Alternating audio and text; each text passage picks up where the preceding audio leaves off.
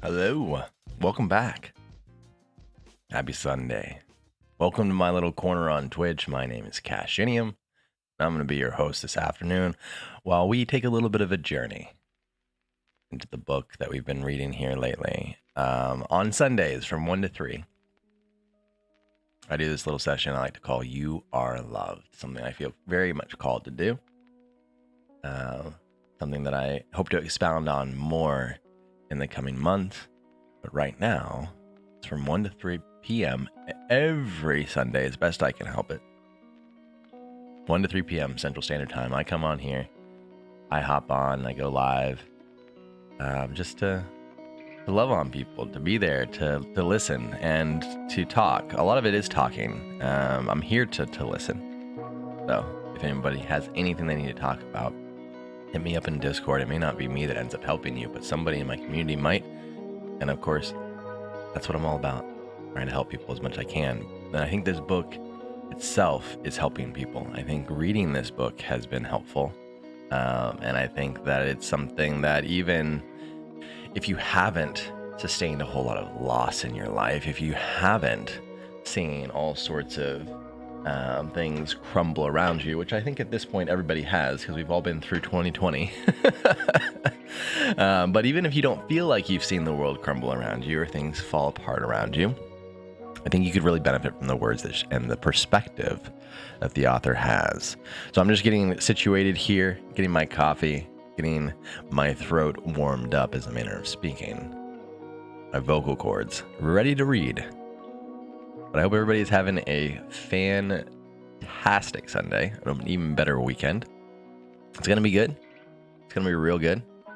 I've been enjoying reading this book immensely. There's a lot of emotion in the book that you can tell and feel as you read the words on the page. And she does a really good job of writing in a way that has like a cadence to it, a kind of a natural pause as you read it. I like it. I like it a lot. Once I get my coffee, a little bit more drink here, we're going to jump into it. We'll have to take a quick break here. Let me go ahead and take care of that before we jump into it too hard, just because I completely forgot my water, and I will definitely need that to read, so I'll be right back.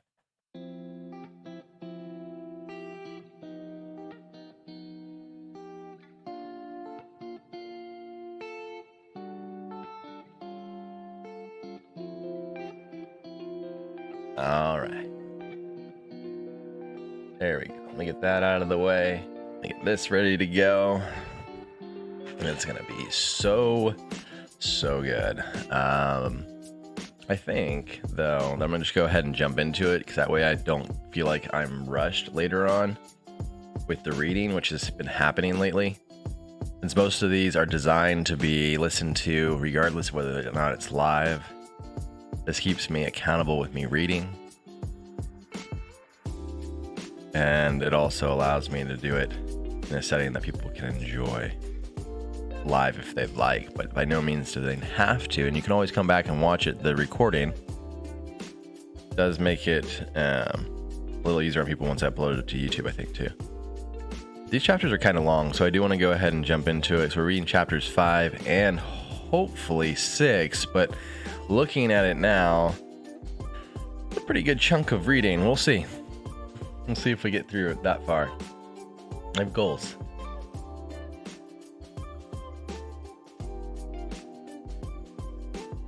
I'm going to go ahead and jump right into it, though. Chapter 5. Scouse Girl. Welcome back. Hey, how are you? And how is your day going? My day is going really well. I am fantastic. Thank you for asking. How are you? I'm just about ready to jump straight into the book, because I didn't want to. They're long chapters, and I didn't want to delay at all. I feel like I'll be rushed trying to get through it, even trying to get through chapter 6 at this point. So we're in chapter 5 of 1,000 Gifts by Anne Voskamp. Chapter 5. What in the world, in all the world, is grace? Hello, Happy Man Riley. Welcome. Sorry, my headset just fell off my computer stand over here. How are you guys doing? Welcome back. Happy Man Riley, Scouts Girl. Happy Sunday. You are we're reading Anne Voskamp's 1000 Gifts, and I'm really enjoying it. Jumping right into chapter 5 today. What in the world, in all this world, is grace? One act of thanksgiving, when things go wrong with us, is worth 1,000 thanks when things are agreeable to our inclinations. And that is St. John of Avila. The front porch flag Mama brought for me from Burvey's General Store Flaps is a lazy gust of back road July. It's early morning, first light, and I'm watering flowers. Before the heat of high noon coming, the scarlet profusion, the petunias, the begonias from the market, the wintered over geraniums. The water soaks into earth and I watch it go. Water in, flowers out. Miracle here on the porch. The watering can empty, I lean a bit at the rail. Watch the bees drone honeyed heaviness over purple of coneflowers work for a queen.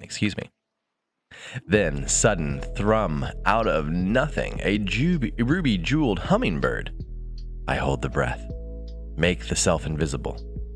It darts, blossom lip to blossom lip. Her long bill swills back July sun, transfigured into nectar. I watch her, become her, drink the sweet right out of now. I'm still transfixed when the ricochet of words rip up the back. Levi's hand went through a fan at the barn. The knees go weak. Our oldest son pants hard against the doorframe. Feed chop from his chores still must down his shirt. I drop the watering can and run. I hold the edges of the skirt tight and bare feet across a gravel yard. I fly, scared. It's the naked heel pressing the sharp of the stones that push the memories through, and I am 4 again. Child running after mother, the mother running to the child, crushed away red. Now, I am the mother. The eyes shot white through, and I run for my child. Child maimed and bleeding away. I do remember to breathe. To hold each breath long, so I won't give way when I find Levi. He will be howling. I can hardly imagine how those fan blades, each 2 feet long, each a whacking 2 pounds, each whirring at blurring speeds, calculating air for hundreds of sows, might hack up a little boy's hands, or hack it off. I know it. Even in running down the lane to the barn, the diaphragm rising, bracing. This may be it. The hard Eucharistio. Now, I know that I don't want to know it yet. Ever. How to lay the hand open for this moment's bread when it will hurt. 3 hours later, the gravel in the lane crackles. Levi and I home from ER. Bent over his bandages, Levi whimpers, rocks the swaddling back and forth. She's waiting for us in the lane. My mama, who has wept and rocked, and who has had the child taken from the hand. She meets me there in the gravel lane, the angst carved hard across her forehead. I speak to Mama, me, who still has my child. He has a hand. I open the door to help 7-year-old Levi out of the passenger seat. I steady Mama too with details, and he has all 10 of his fingers. She drops her head in relief, holds her hand to her chest, and exhales. He's cut up bad, but only the index is broken. They're booking us for a surgeon. The surgeon would tell us that the weight and speed of that fan blade slamming into the finger bone. Excuse me. Let me rewind. The surgeon would tell us that the weight and speed of that fan blade slamming into the finger snapped the bone in half and rotated it full round. Without surgery, the scalpel blade, careful to limit nerve damage, to open up the finger and spin the bone, Levi's right index finger would warp. Useless. Crook. Levi, eyes hollowed with shock, holds up his bandaged hand to show my pale-faced mama. But hey, he has a hand. I rub hope into the small of his back, into Mama's fear. Her tension lines loosen, and she leans into me, laying her hand firm on my shoulder, and she whispers it sure.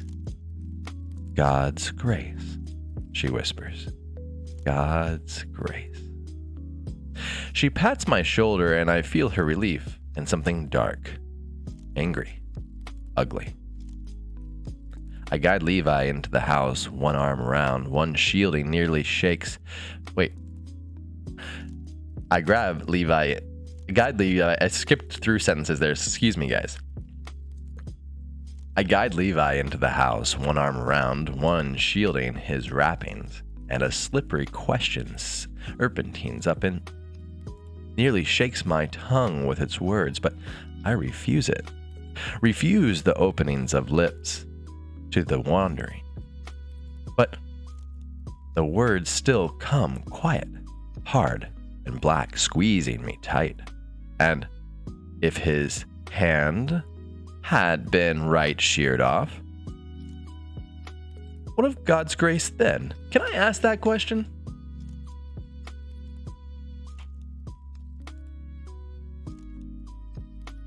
I don't know if you caught that, just because of the cadence I chose to read that in, but she's sitting there at the end of all of that, wondering, after her mother said it's God's grace that he still has his hands and his fingers' toes, and that his hand is still usable. It was God's grace. That's what her mother was saying. But then she's wanting to ask the question, but what if he hadn't had his hand? What if his whole hand had been chopped off? Would it still have been God's grace? A very interesting question that I think the book intends to answer. I get a pillow for Levi, all weary from crying. I lift his head, slip some comfort under him, heavy with hurt, and just stroke his hair. His eyelashes still, his chest breathes the slumber, and I think of what I had heard on the radio on the way home from ER. The announcer static, crackly. The obituaries after the noon farm news. A 13-year-old Mennonite boy just down the road from the Red Roof Dairy Farm my husband grew up on. A farm boy. An accident. Date of death, siblings, funeral details. No mention of the state of his mama's heart. Delta fractures, splitting her through. Why in the world, everywhere I turn, every page, always death? I'd like some happy, blithe Pollyanna words, please, for a happy, blithe Pollyanna life. My gratitude journal lies open on the counter. I retrieve it, flip back through pages, and run my hands over pen numbers, memories of the Pollyanna moments. And I can see it in looking back, how this daily practice of the discipline, gratitude is the way to daily practice the light of God and what in the spring had been. Number 362. Suds in the sink. Grew over weeks and months, and I read number 457. Brown eggs, fresh from the hen house. 485. Hair blows, holding black curls. 513. Boys jiggling blue jello. Welcome back, MK. Good to see you. Hope you're enjoying your weekend. Hope you've had a wonderful Sunday so far. We are just getting into the fifth chapter now of 1,000 Gifts. You know the drill. 513, boys jiggling blue jello. 526, new toothbrushes. Well, hello there, Brandon. Hello. Welcome back, brother. It's good to see you. Hey, I would love to play some Fortnite with you later, by the way. Sorry I wasn't able to play with you yesterday. Had an amazing walk in a national park. That is awesome. Happy for you, MK. Let's go. 526, new toothbrushes. And I remember realizing when I was already over half and fixed on counting, couldn't stop, always, And I remember realizing that I was already over half and fixed on counting, couldn't stop, always looking for just one more in this unfolding of a chronicle of grace, our life story in freeze frames of thanks. It's all good, just hit me up on Discord when you do. I will, Brandon. I got you, buddy. All right, guys, number 613 here. She's recalling some of the memories she's written down, the things that she's grateful for, the 1,000 gifts that she's been bestowed. Hey, baseballer, welcome back, buddy. 613, paper bag puppet shows. 647, pink skin of newborn pigs. 663, opening jars of preserves. 664, nylons without runs. And not only was the numbering leaving traces of our days, this counting blessings was the unlocking of the mystery of joy. Joy. The gigantic secret of the Christian. That's in quotes, by the way. Joy hiding in gratitude. And who but the Jesus people are the most thankful? And then it had seemed like it might be over all too soon. Number 748, Mama delivering chicken soup to the back door. 783, forgiveness of a sister. 882, toothless smiles. 891, earthy aroma of the woods. Come early winter, I jotted haltingly, not wanting it to end. 904, first frost crunch. 924, scooping out squash, all steaming.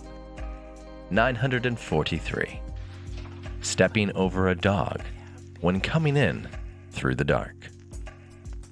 971, kettle whistling for tea on a cold afternoon. And when I wrote the 1,000th gift, I had written careful 1,000. Resurrection, bloom, and amaryllis. A gift, a year in the coming. My mother-in-law had given us that amaryllis bulb the year before. I had set it on the kitchen windowsill under the porcelain dove. I had waited. A full rotation of the Earth through the galaxy. I had waited. Cancer had left Mom. Voskamp's remains buried deep. And then her bulb had trumpeted a call. Fully live. Live fully.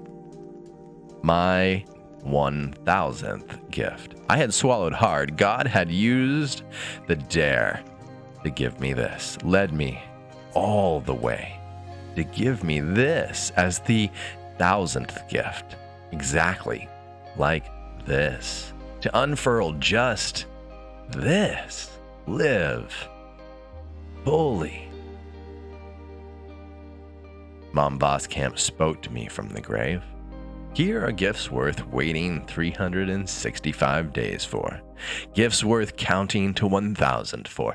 Gifts that will unbelievably emerge out of the deathly dark.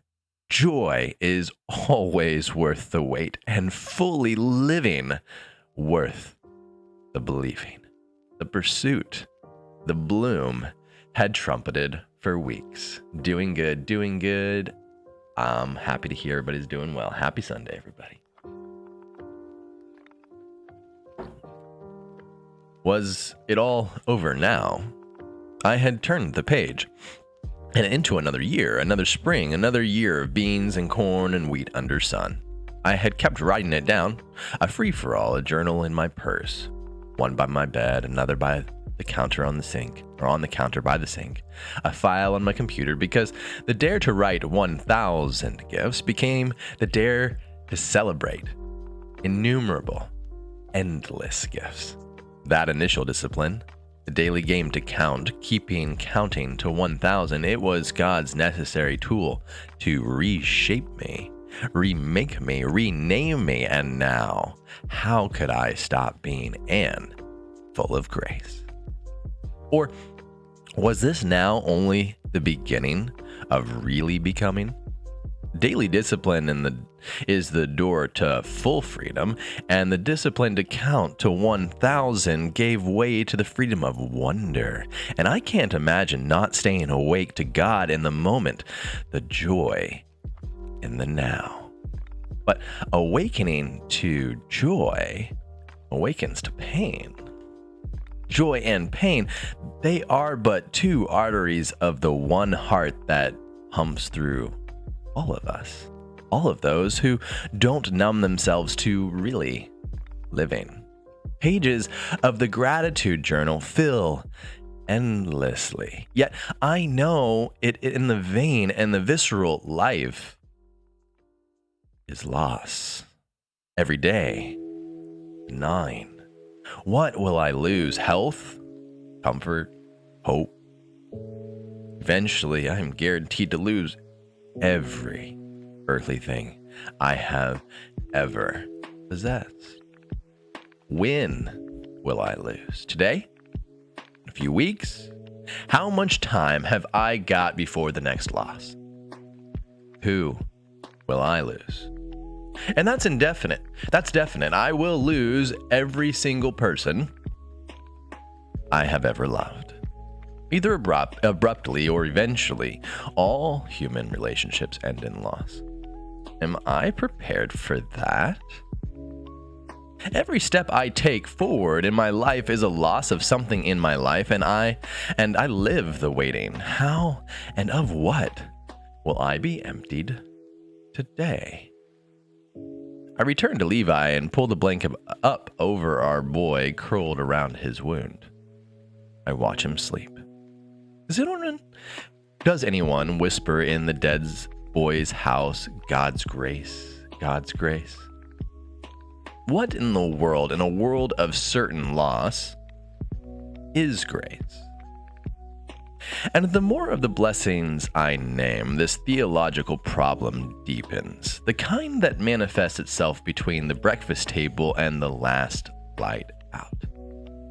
If I am numbering gift moments to 1,000 and now beyond, what moments in my life count as blessings? If I name this moment as gift, grace, what is the next moment? Curse?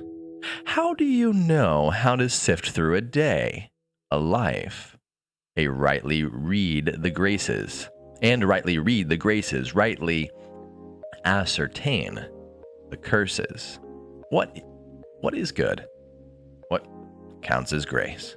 What is the heart of God? Do I believe in a God who ruses himself just now and then to spill a bit of benevolence or on hemorrhaging humanity? Do I believe in a God who ruses himself just now and then to spill a bit of benevolence on hemorrhaging humanity? A God who breaks through the carapace of this orb only now and then, surprises us with a spared hand, a reprieve from sickness, a good job, and a nice house in the burbs, and then finds himself again too impotent to deal with all I see is suffering and evil? A God of sporadic, random, splattering goodness that now and then splatters across a gratitude journal? Somebody tell me, what are all the other moments? Levi moans. I brush his cheek soft. Is there Tylenol in the kitchen? My Bible lies open by the gratitude journal. I look for a bottle of pills to ease the pain, and I remember the summer I was 12. We beat it down a gravel road in a cloud of dust, and I looked over at the billboard that the Van Veens had planted back. In their woods. I asked Dad why anyone would bother putting up a sign up in their woods if no one could make out the words. He looked at me, squinting, and my mama made me an optometrist's appointment. Next time we drove by Van Veen's Words in the Woods, I wore glasses, horn-rimmed frames, and I saw the words as clear as a bell, and I read them plain. Believe on the Lord Jesus Christ, and thou shalt be saved. Acts 16:31, King James Version. The woods spell out words. I need a lens to read them. Every dark woods has words, and every moment is a message from the Word, God, who can't stop writing his heart. But who can read his messages? I feel around the back of the medicine cupboard for the bottle. I squint hard, but I can't read the cryptic, indecipherable text of injured farm boys, anemic marriages, terminal mamas, war, famine, disease. What do all the words written in the world really spell out? I had read it in Job, what makes reading God's message in every moment a form of art, fullest life. God speaks to us not in one language, but two. For God does speak, now one way, now another. So Job 33:14 NIV. One way, his finger writing words in stars, Psalm 19:1-3. His eternal power written naked in all creation, Romans 1:20. And now another way, the sharp holy writ on the page that makes a careful incision into a life, blade words that kindly cut the tissue back to where soul and spirit join, tenderly laying bare the intents of the heart. Hebrews 4:12. I hold the medicine bottle, but have I found pills for the pain? To read his passage in moments, I'll need to read his passage on the page, wear the lens of the Word, to read his writing in the world. Only the Word is the answer to rightly reading the world, because the Word has nail-scarred hands that cup our face close, wipe away the tears running down. His has eyes that look deep into our brimming ache and whisper, I know. I know. The passion on the page is a person, and the lens I wear of the Word is not abstract idea, but the eyes of the God-man who came and knows the pain.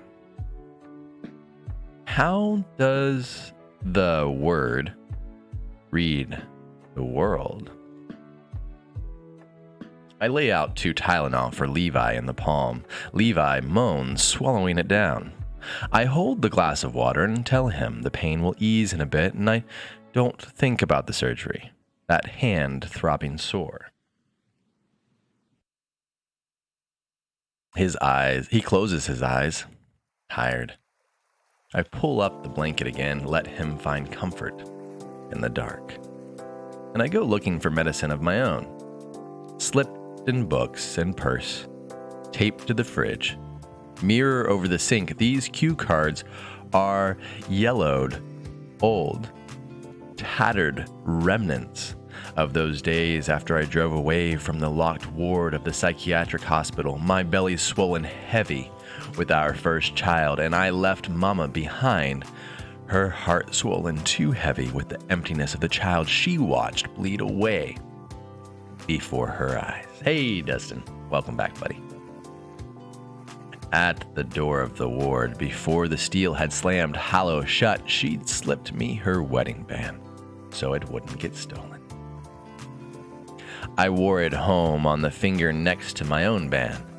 I had cried blind all the roads back, and I spent that night writing out these lenses through which to read a world.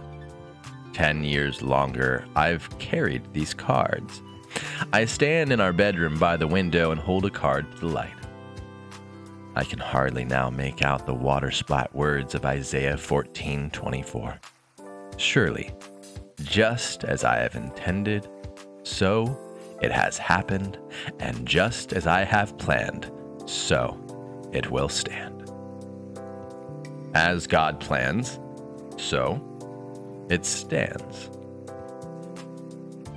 I read the faded ink below, and I remember what I felt the day I copied those words. Does disaster come to a city unless the Lord has planned it? Amos 3:6. And I felt it again today, and I breathe. A good God plans everything. Everything. So, a good God can only make plans for good. He only gives good gifts. A thing of evil cannot be created by a good God.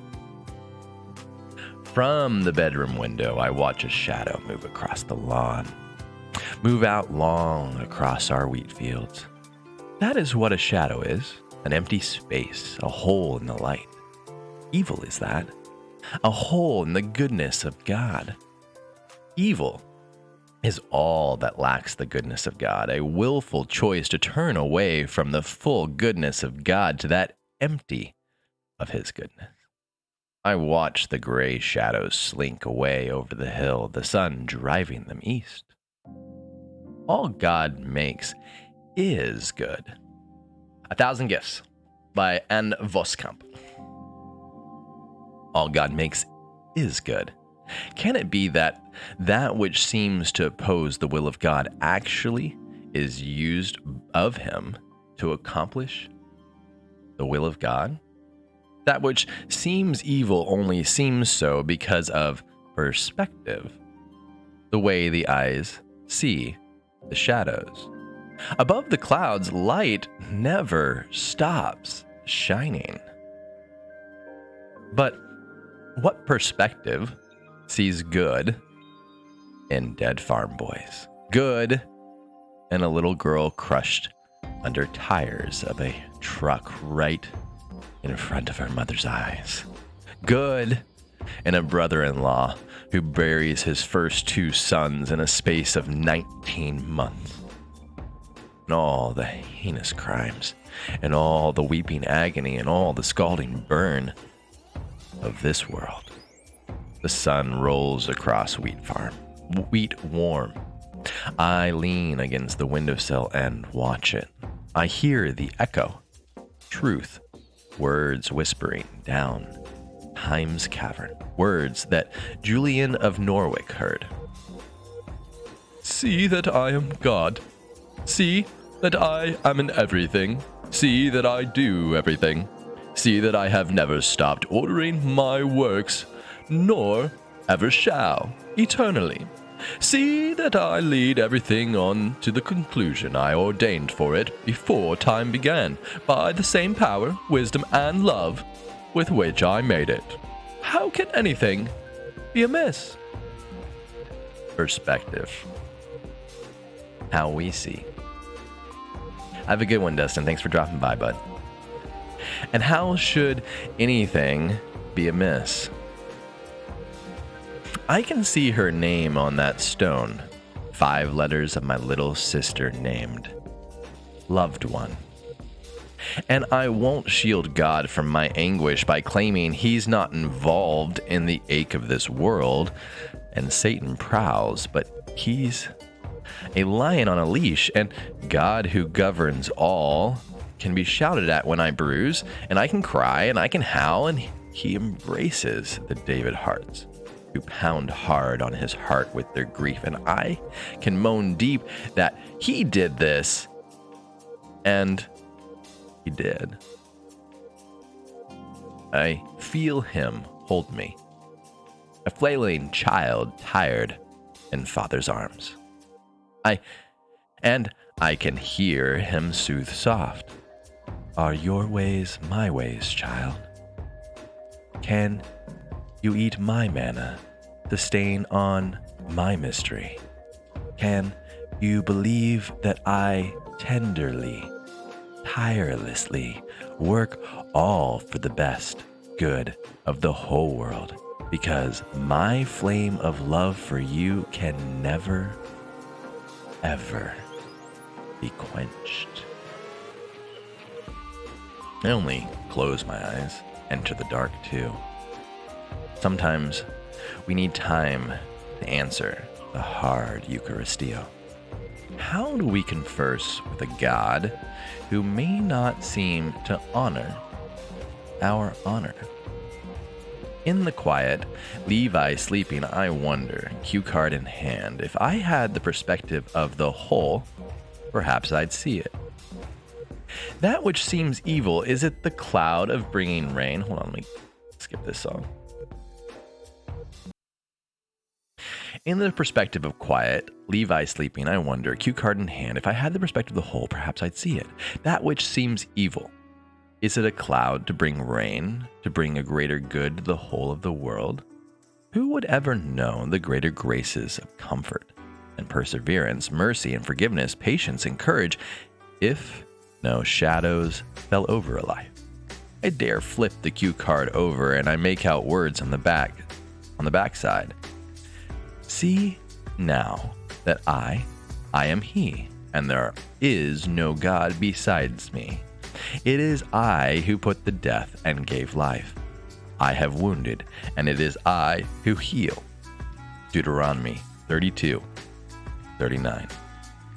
I nod. I know. And these truth words reconfigure the battlefield under my feet. I grip the card, and I know all our days are struggle and warfare. Job 14:14. And that the spirit-to-spirit combat I endlessly wage with Satan is this ferocious thrash for joy.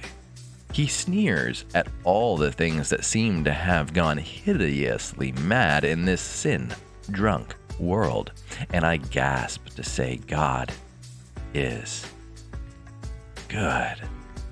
The liar defiantly scrawls his graffiti across God's glory, and I heave to enjoy God. And Satan strangles, and I whiten knuckles to grasp real truth and fix that beast to the floor. It's just that the eyes are bad. My perspective.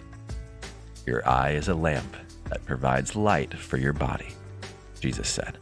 When your eye is good, your whole body is filled with light. But when your eye is bad, your whole body is filled with darkness. And if the light you think you have is actually darkness, how deep that darkness is. Matthew 6:22-23. Welcome back, Lieutenant Dan's legs, the man, the myth, the legend. Dumons, Kiss, let's go with the resub. Thank you for that, dude. Way to come in hot. How you doing, Studa? How you doing, Lieutenant Dan? Happy Sunday. You are loved. I hope you guys are having a wonderful day so far. We are a little ways into this first chapter that we're reading today. It's chapter 5, continuing on with You Are Loved. Enjoying it immensely. I love reading this book. All right. Let me see here. Make sure I wasn't losing my page. Losing my spot.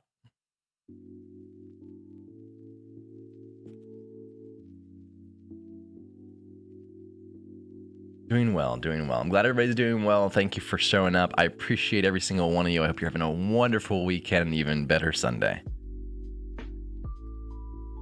I'm going to go ahead and read that whole paragraph to kind of catch you guys up, Studa and Lieutenant Dan.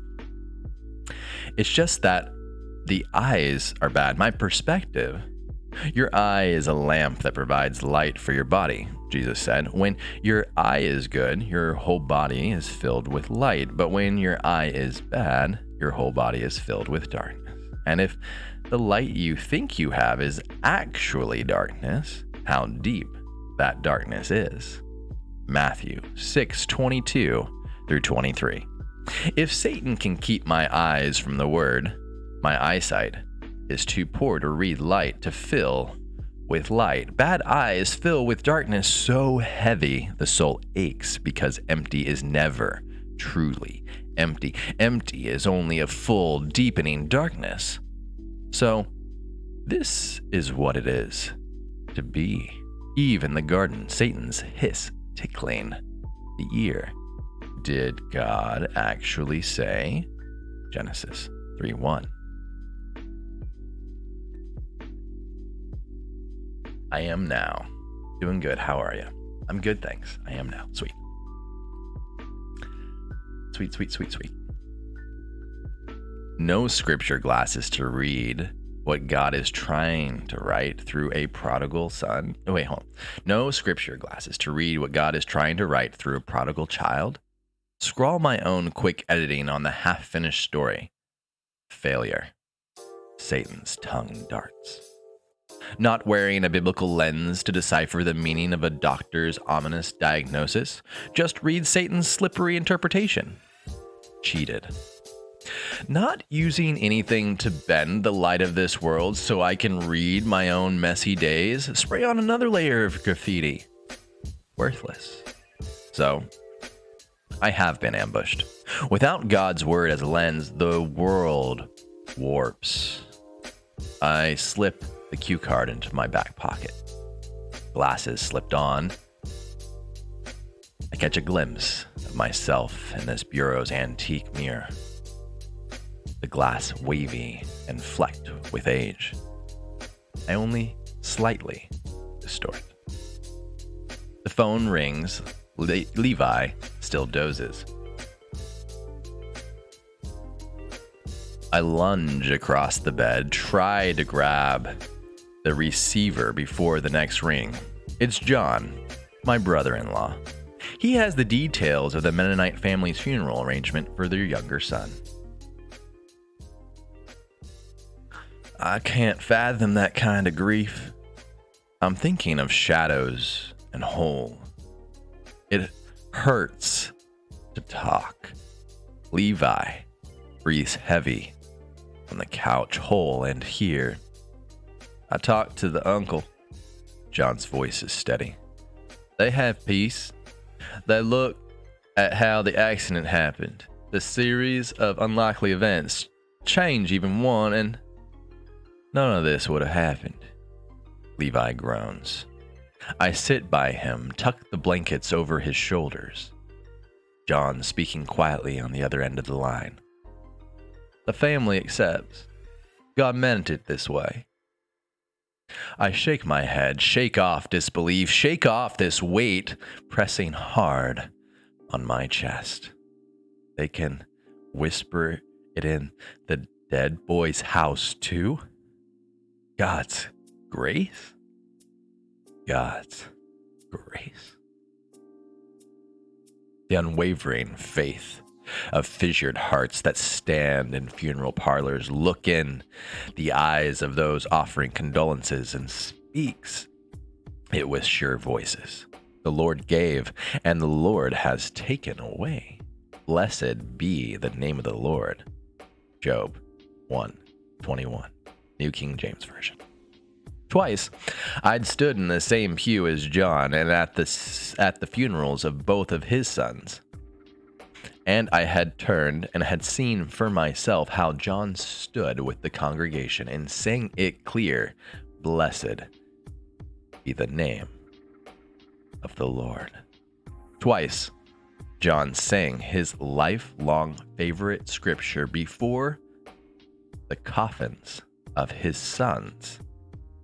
And I can still see him brave through each line sung, the tears of faith streaming down his cheeks into his smile. My throat had swelled raw in this sad awe. and I had turned away, drowning in grief waters all my own. The kind of faith I had witnessed in John that spoke in the dead boy's home, that kind of faith puts real vertebrae into a verse like Ephesians 5:20. Always giving thanks for all things in the name of our Lord Jesus Christ. That lets the word take on their flesh, their lips speaking hardest, Eucharistio.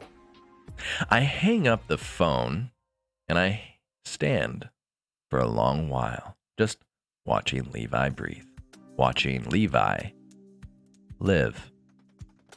He had an extra serving of ice cream on his plate last night and licked the mint right off the plate. He might not have. He slept in a bed last night on clean sheets and beside his brother. What if he hadn't? He woke and walked out across the dewgrass this morning, the blades all sewed up in dangled gossamer of spiders. Why him? He worked alongside his dad in the barn, swept the broom hard, and when his dad said he was growing quite the muscles, he had laughed. He might not have. Who deserves any grace? A line of cumulus white races across July, dragging gray shadows across our fields. Levi whimpers, slips his bandaged hand higher on the pillow, and I remember words of evening graces and morning miracles. Here dies another day, during which I have had eyes, ears, hands, and the great world around me, and with tomorrow begins another. Why am I allowed to? That is quoted in reference, but I don't have the cliff note. Why doesn't anyone ask that why question? Why are we allowed to? Why lavished with a whole string of grace days? Isn't even one grace enough? Me, with child alive, thinking of faces of mothers in cemeteries, my own mama, I want to yell, no! No, it is not! I want to take both fists and splinter that door with an ungrateful demanding for more. Why can't we be allowed days indefinitely? How can God ever expect us to say goodbye to the eyes, ears, hands of those we cherish more than our own? Is it?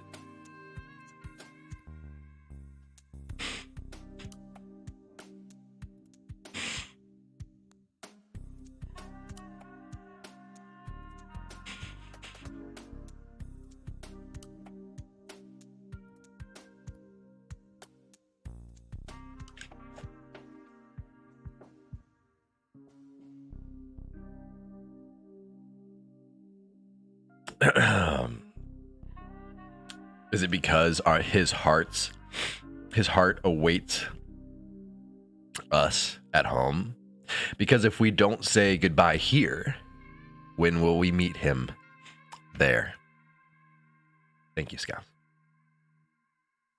Because these are the lens words for a life precious in his eyes in the homecoming of the saints.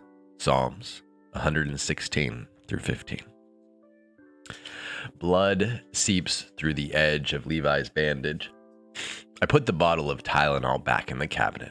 I pull the pen out of the gratitude journal's coiled spine, the one lying open on the counter, always naming, endlessly naming to 1,000 and ad infinitum. And I write it slow.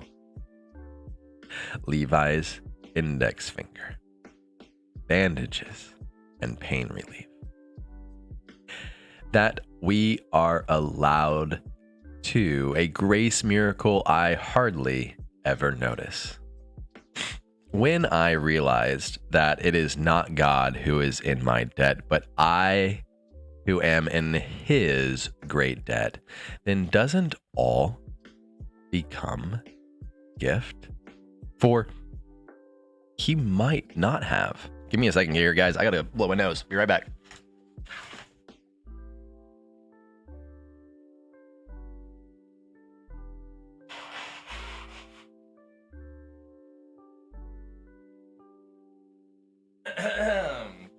This book does a really good job of catching me right in my feels. I'm a very strong empath, and even when I'm reading somebody else's words, it's hard for me not to relate. So, bear with me here. I regain composure. When the night sky frays today, smudged light coming up over fields, I wake Levi. Today's our date with the city hospital, an operating table, a surgeon. He's sleepy.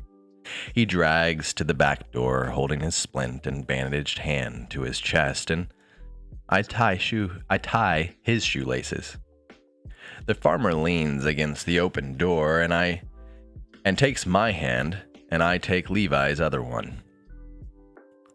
We will pray for the going, the cutting, the healing. Then it comes. This murmur, and from my lips, Lord? All the feelings since the blade and the breaking, all my questioning and asking, they swell, hot lava to the surface, and I choke it back. The thick, farming hand squeezing mine. That's how you know it's so well written, you feel what the words are saying. I would agree with you. And I'd day after day after day greedily take what looks like it's good from your hand, a child gloating over sweet candy. My voice catches hard.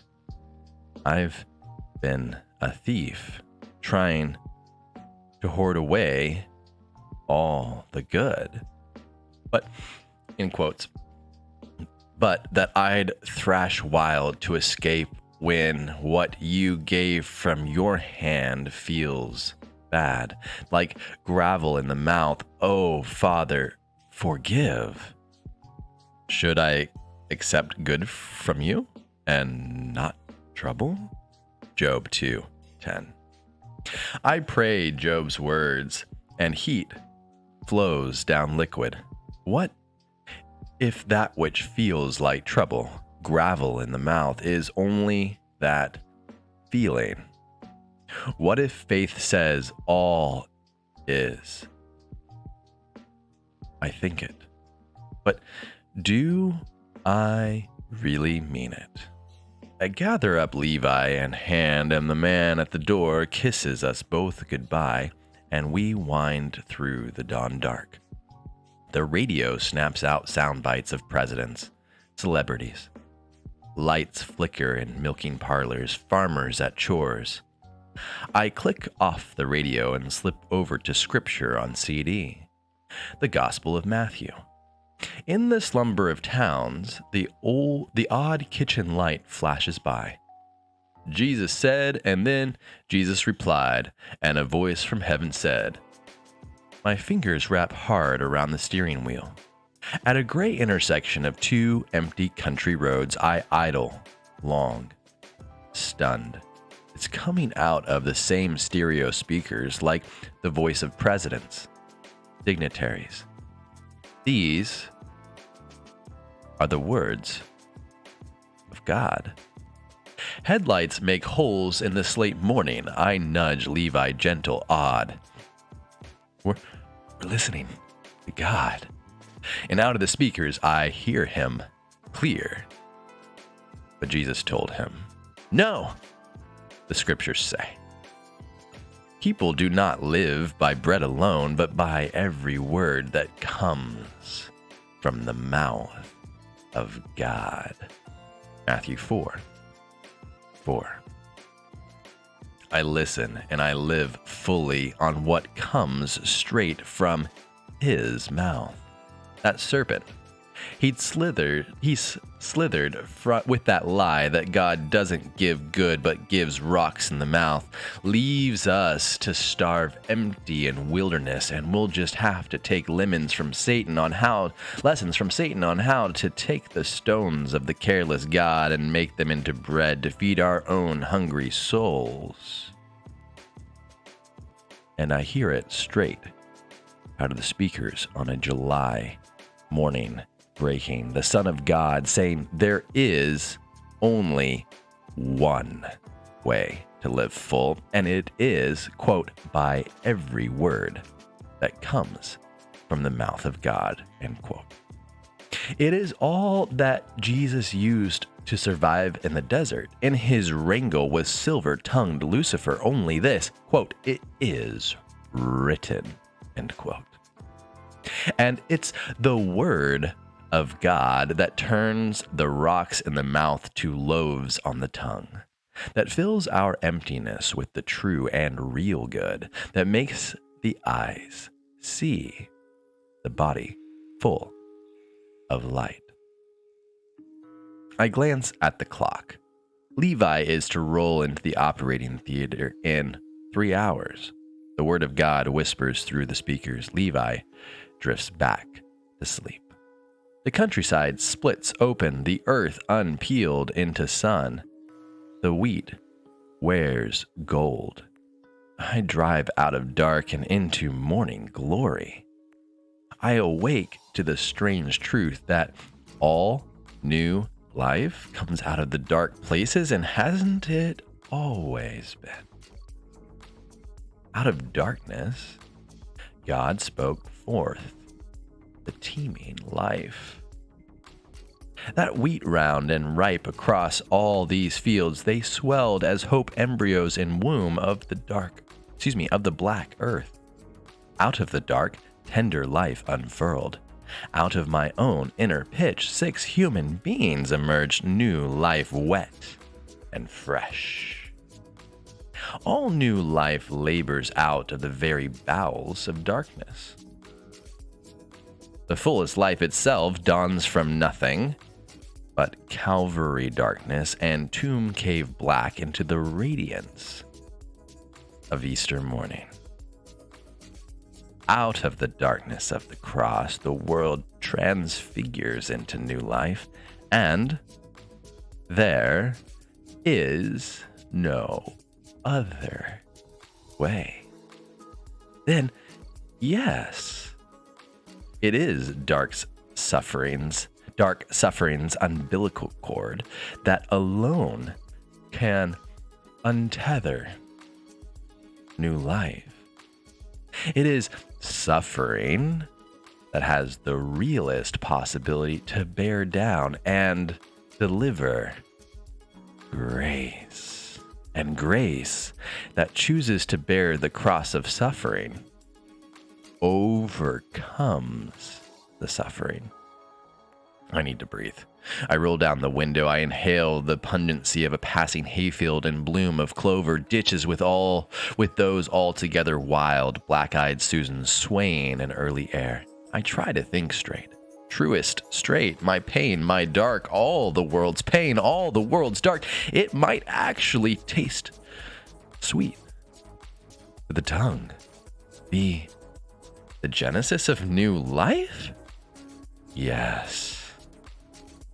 And emptiness itself can birth the fullness of grace, because in the emptiness, we have the opportunity to turn to God, the only begetter of grace, and there find all the fullness of joy.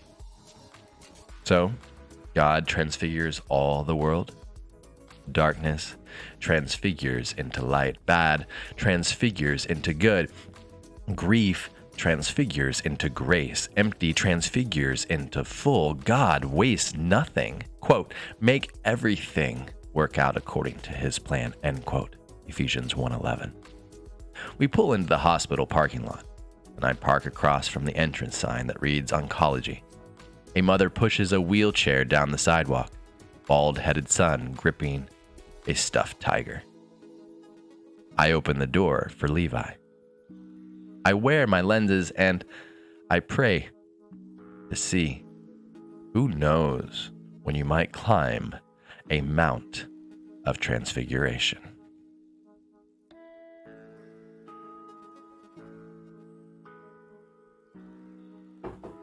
Levi and I sit on hard chairs, waiting. The turquoise paint in the waiting room is chipped. They're in the midst of renovations, plastic draping off one corner of the room. Everywhere, transfiguring. We sit in a room with bodies broken and casted, bent over the walkers, burned, the skin dressed in gauze, the skin exposed, grafted, modeled, scarred. No one speaks. We try not to stare at each other, but I can't keep myself from saying it to God, this raw sob echoing St. Teresa of Avila's. If this is how you treat your friends, no wonder you have so few. Can I be that honest? I am David, lamenting. Quote, "Oh Lord, why?" End quote. Psalm 10:1. Why this broken world punched through with losses. Quote, "Oh Lord, how long?" End quote. Psalm 13:1.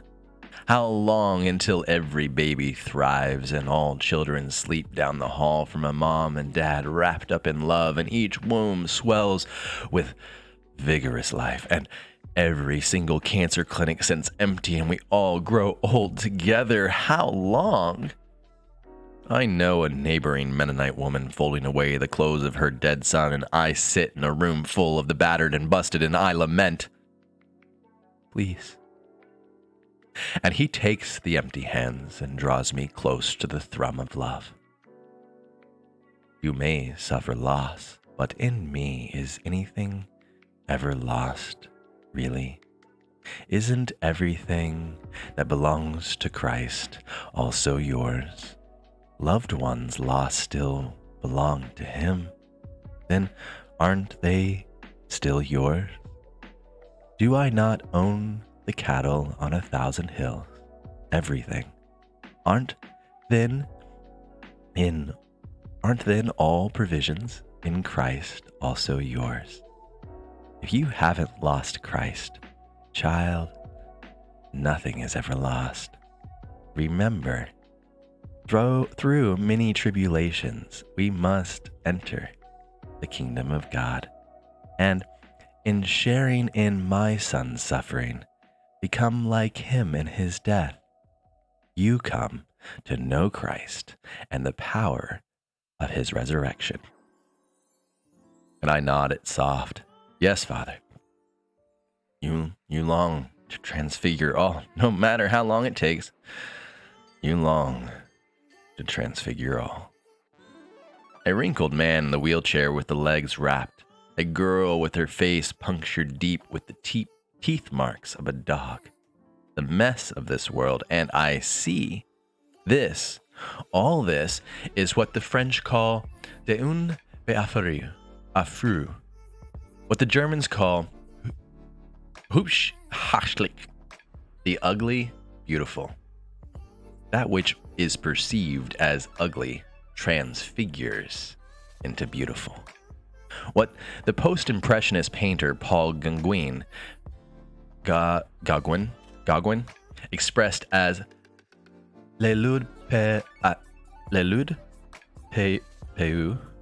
entre peu. Les lades peu entre peu. The ugly can be beautiful. The dark can give birth to life. Suffering can deliver grace. In infant psychology at university, I learned that newborns, shown side-by-side images of two faces, spend more than 80% of their time looking at the attractive face. So, to see through the ugliness to beauty, won't I need to wear a lens?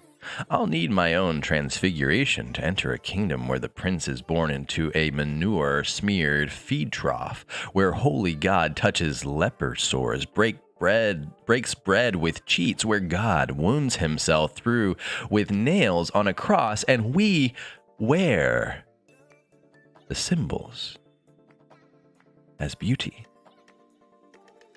Is the Son of God nauseated by the stench of 12 years of soaked menstrual cloths that he speaks tenderly to the bleeding woman?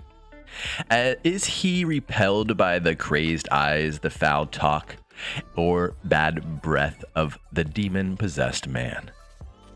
Staggeringly, doesn't even beauty himself become the ugly beautiful? Quote, "There was nothing beautiful without his appearance." End quote. Isaiah 53:2. He became ugly that we might become beauty. He became ugly that we might become beauty. The God of the Mount of Transfiguration cannot cease his work of transfiguring moments, making all that is dark, evil, empty, into that which is all light, grace, full. I take to heart the words of Thomas Aquinas, who defined beauty as id quod visum placet, beauty as that which being seen pleases. And if all the work of transfiguring the ugly into the beautiful pleases God, it is a work beauty. Is there anything in this world that is truly ugly? That is curse? Levi looks up at the clock, mounting minutes down. Levi, with freckles sprinkled across the bridge of his nose, cowlick swiping his brush cut, with a hand who breathes, boy who has been allowed the grace of two. He leans against my shoulder, lays his bandaged hand in my lap. I look down at his ugly, beautiful, and I see that I'm amputated. I have hacked my life up into grace moments and curse moments. The chopping that has cut myself off from the embracing love of a God who does not enjoy hurting people or causing them sorrow. Lamentations 3:33. But labors to birth grief into greater grace. Isn't that the crux of the gospel? The good news that all those living in the land of shadow of death have been birthed into new life, that the transfiguration of a suffering world has already begun. That suffering nourishes grace, and pain and joy are arteries of the same heart, and murmuring and dancing are but movements in his unfinished symphony of beauty. Can I believe the gospel?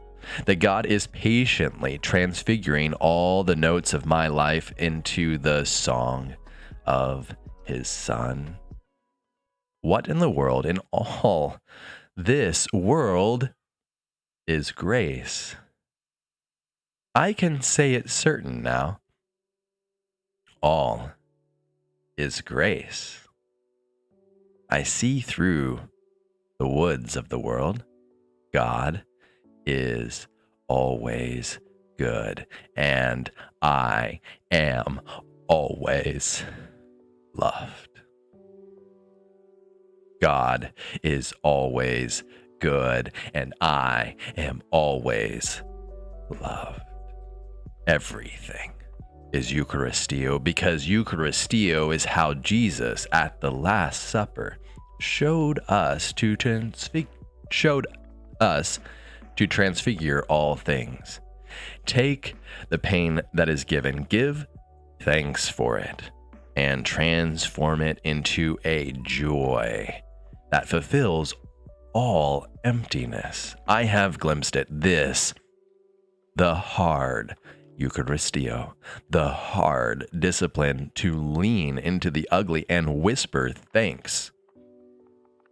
to transfigure it into beauty. The hard discipline to give thanks for all things at all times because He is all good. The hard discipline to number the griefs as grace because as the surgeon would cut open my son's finger to heal him, so God chooses to cut into my ungrateful heart to make me whole. All is grace only because all can transfigure. Levi reads his book, Good Hand, holding it in lap, and I read the sacred script of pain bound. Levi reads his book, Good Hand, holding it in lap, and I read the sacred script of pain bound in plaster, the illuminated manuscript of twisted bones, the text gilded of crutches hobbling. I hear the lens of the word, and all the world transfigures into the beauty of Christ, and everything is Eucharistio. And when I find Levi, groan writhing in post-op, blood leaching through gauze, his tongue all thick, hot, I stroke his hair. I lean over stainless rail of the bed, and I press my cheek to his flushed red, and I ask, soft, if he'd like water. And he nods. I put the straw to his lips. An early light so new, heads hovering close over a glass of water in a hospital room. We drink the sweet right out of the world. That's the end of chapter 5, guys. We're moving right into chapter 6 because time is ticking. I had a feeling this was going to happen. These are longer chapters than the first few that we'd read.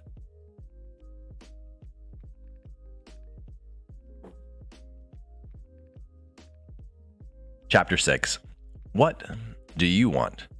The place of seeing God. This quote to start. Every time you feel in God's creatures something pleasing and attractive, do not let your attention be arrested by them alone, but passing them by, transfer your thought to God and say, quote, "Oh my God, if thy creations are so full of beauty, delight and joy, how indefinitely more full of beauty, delight and joy art thou thyself, creator of all." Nicodemus of the Holy Mountain.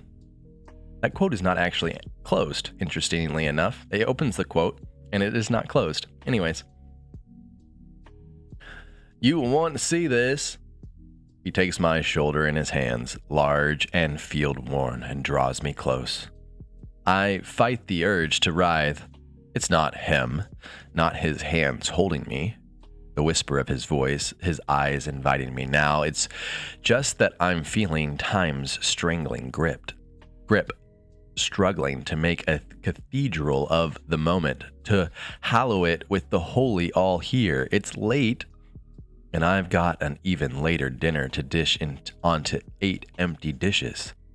A half-dozen children noisily, happily ring the table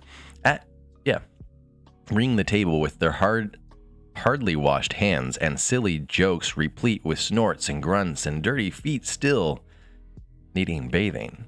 And I haven't served the dinner yet, haven't sliced up the loaf of bread yet, haven't put away the basil, oregano, parsley, the peeling of carrots, the skins of onions, the jars of tomatoes. Still have to grate the cheese into the circles in the soup bowls. Still have to wash the dishes, sweep the floors, wash up kids, turn down beds, kneel for the prayers, weary and long and needy. My gratitude journal is buried under a mess of papers over the sink sill with yesterday's snippets of the list that never ends. Book pages turning, child sobs ebbing, boys humming hymns, click of a seatbelt, fender rattling with stones of gravel roads, wind rushing through open truck window, horse hooves clopping down a side road, laundry flapping, buggy clattering, squeak of an old swing swaying, laughter But nothing counted today. And I know my camera is lying face down in a cupboard, and my windows are finger smudged, and my head is right spun, and when I carry the water pitcher to the table, it leaves drops of clear on the counter, round rim of a circle, one large in the center, and it looks like an eye. For a moment, I notice. I stare back, then wipe it away. The aping racket rises, and I feel it mount, and I almost yield to its vice, almost acquiesce, almost desecrate the space with words that snap. Can't I just see whatever it is later? But he's holding on to me gentle.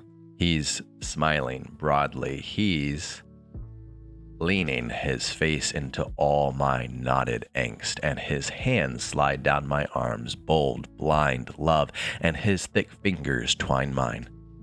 Come. Right now, can't he see the kids? Hear the kids? Feel the crush of all these kids? He's grinning silly. Man boy with a secret he can hardly contain. He leads me the impossible distance of a whole 2 steps to the windowsill. I'm transfixed. Wonder gapes the mouth open and spirits the words away. His whisper brushes the curl of my ear. When I saw it, I knew you'd want to too. Want it? Who can breathe? I am moon-eyed and moonstruck. I turned to find the words to find... I turned to find his eyes to find words. Serve dinner? So I can what? What is it exactly that I want to do? All right, Merrick. So I can run out there. Is laughing at me all wide-eyed, but I don't care, and he's used to it. Who knows? He's laughing at me all wide-eyed, but I don't care, and he's used to it. He who made vows to a woman seeker and a hunter and chaser, no, he didn't actually make vows to that woman, but this is the woman I am becoming. That Eucharistio is making me fulfilling thanks vows to God. I am starved, and the feast makes me wild, because really, who gets to touch the moon? Tonight, she's close. I might. He grins, nods go, and I breathe relief, and I remember to grab the camera off the shelf, but forget to close the cupboard, and I am gone. Out the back door, across the back lawn, apron still on. I take flight. I feel foolish, like a woman taking photographs of cheese, but I feel 4 again. The spring after we buried Amy, and my younger, by only 12 months and 13 days, brother John, he and I ran full lengths of fields at twilight to touch the sun, an ember burning up the horizon. I remember how the swallows had swooped, the flame light thick with bugs for their bills. My mama had sat at field's edge, rocking by my only 5-month-old sister, and watched us chase, and she smiled, understanding the hoping. We ran and ran. My dad drove a tractor down the field, tilling up the earth. I am old now. Why am I after the moon tonight? I have known all these years since that you can never run all the way to the end and lay your hand up against awe. I have grieved this. Are the staid Mennonite neighbors peering out their kitchen windows to see the farmer's wife flapping across the wheat stubble? I do have shoes on. Are my own children nose pressed to the window, watching my race? The moon rounds immense, incandescent globe grazing ours. Her gravity pulls, pearl filling, deepening sky, stringing me into the universe. I laugh. I am still a child. Merrick, that's not even the whole point of this. I'm just going to address that real quick because I'm not going to leave that comment there. That is not why I'm reading this by any stretch. So if that's the case, you're more than welcome to enjoy me reading. I'm reading for a much bigger purpose than that, though. And I encourage you to actually listen to the message of the book.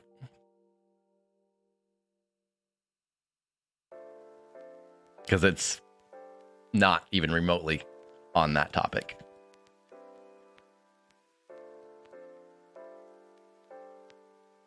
The moon rounds immense incandescent globe grazing ours.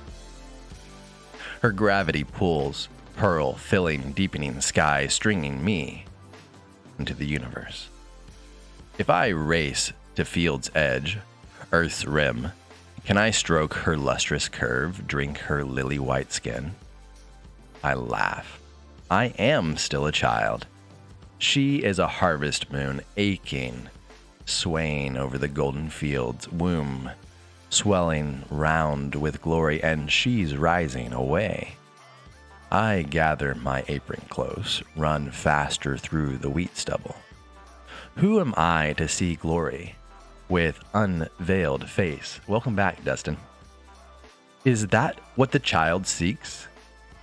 Is that why I escape motherhood at the dinner hour? Because I can't see the glory there, here, right in the moment, still? And me slowing for the hunt, looking for even 1,000 more gifts, sanctuaries in moments, seeking the fullest life that bursts out of the darkest emptiness, all the miracle of Eucharistio. Yes, maybe that woman child. The one who lives her life in circles, discovering, entering into forgetting and losing, finding her way around again, living her life in layers deeper, rounder, further in. I know Eucharistio and the miracle, but I am not a woman who ever lives the full knowing.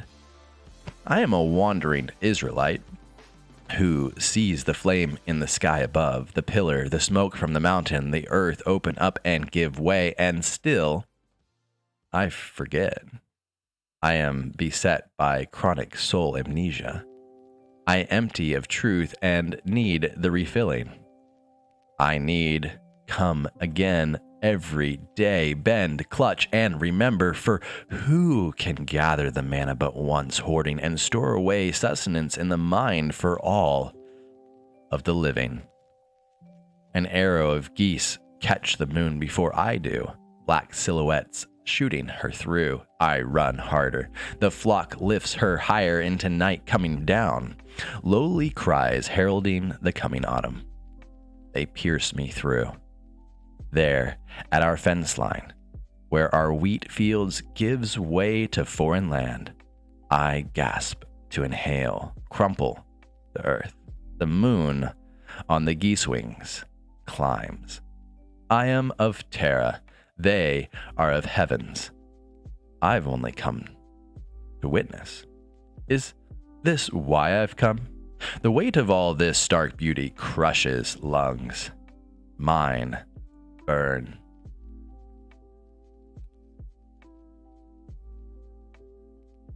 I had written it down after I read it, and I might hope to remember it, the Hebrew word used throughout Scripture to describe God's glory, kabod.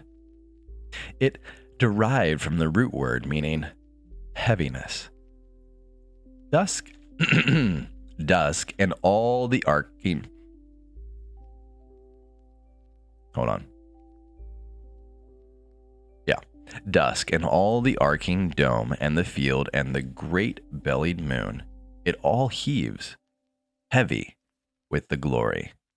I heave to breathe.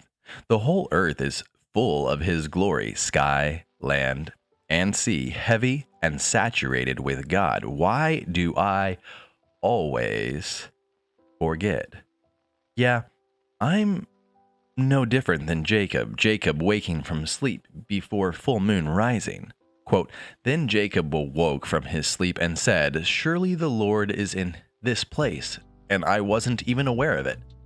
But he was also afraid and said, What an awesome place this is. It is none other than the house of God, the very gateway to heaven. End quote. Genesis 28:16 through 17. This moment, this place, is none other than a gate into heaven. God's glory rains down, weighs down earth's tented heights, and grace tears through, ripping sky canvas and me clear open. Everywhere, windows and gates, and I did not know it. No, I have known it, and I have forgotten it, and I remember it again.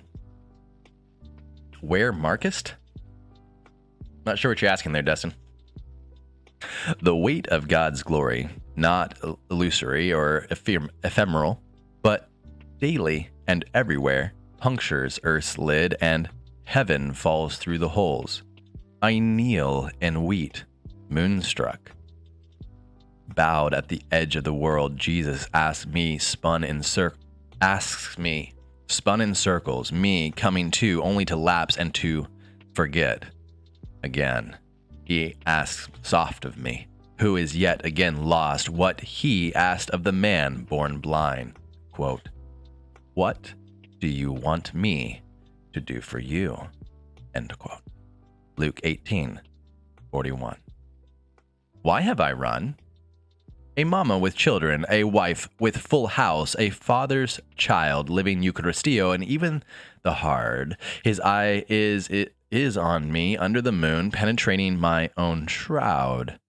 His breath falls warm. He knows what I want, need.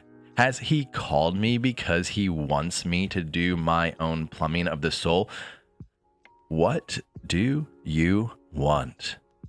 Isn't that the sole question we all need to circle back to over and again? And who knows the answer? I feel in it my chest first before any answer or layer of answer finds shape and image, words. For all real answers, don't they come in strata, gradations of understanding? My body knows it. The way tension drains from shoulders and a heart unknots, I loosen, breathe long.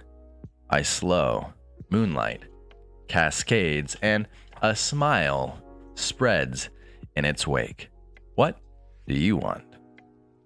Why have I run?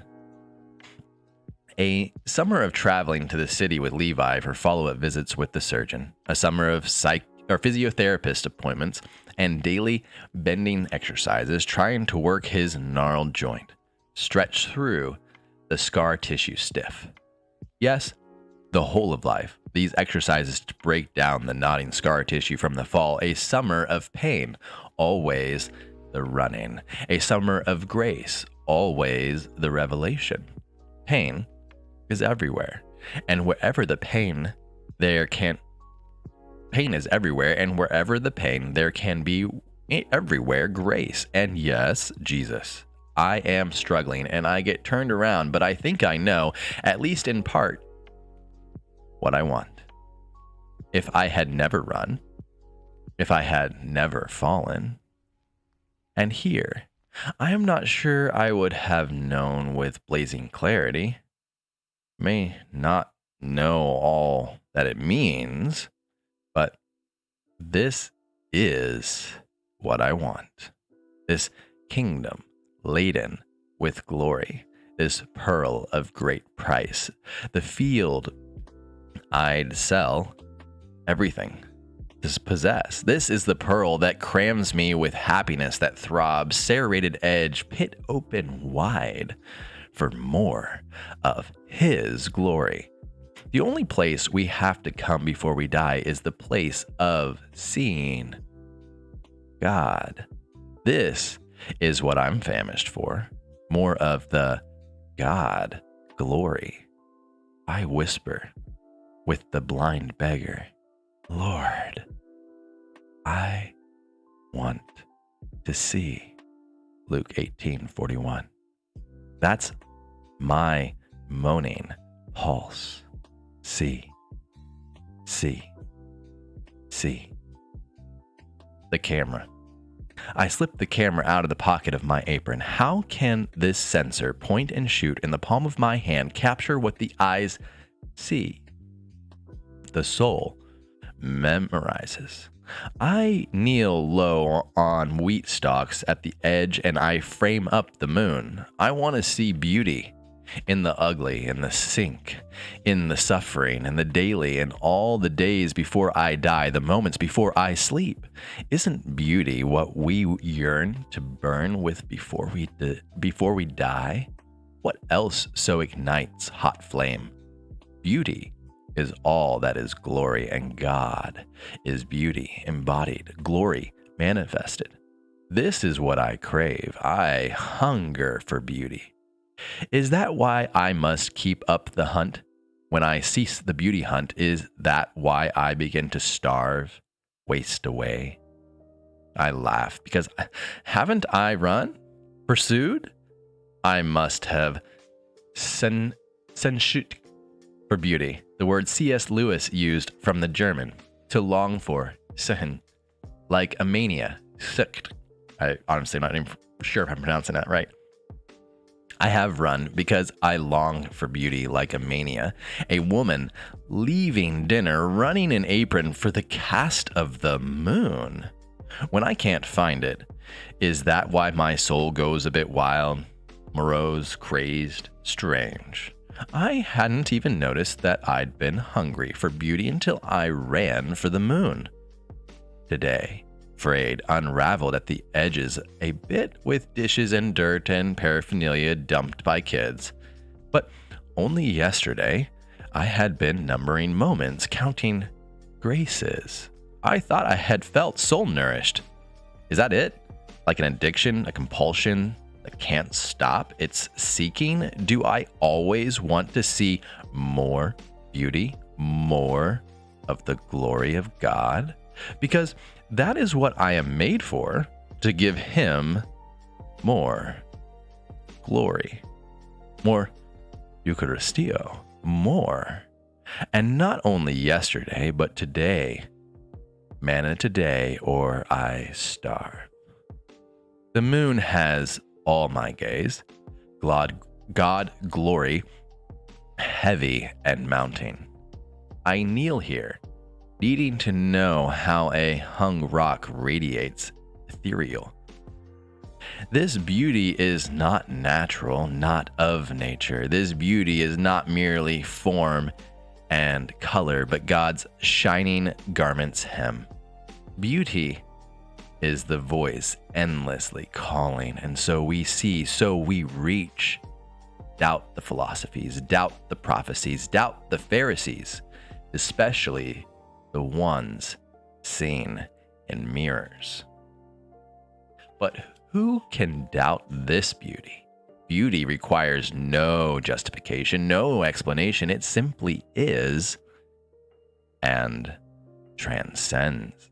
See beauty, and we know it in the morrow, even if we have no words for it. Someone is behind it, in it. Beauty himself completes. I am alive. Focus and click, a hunter trying to capture, and none of the shots are close enough, wide enough, radiant enough for the hunter.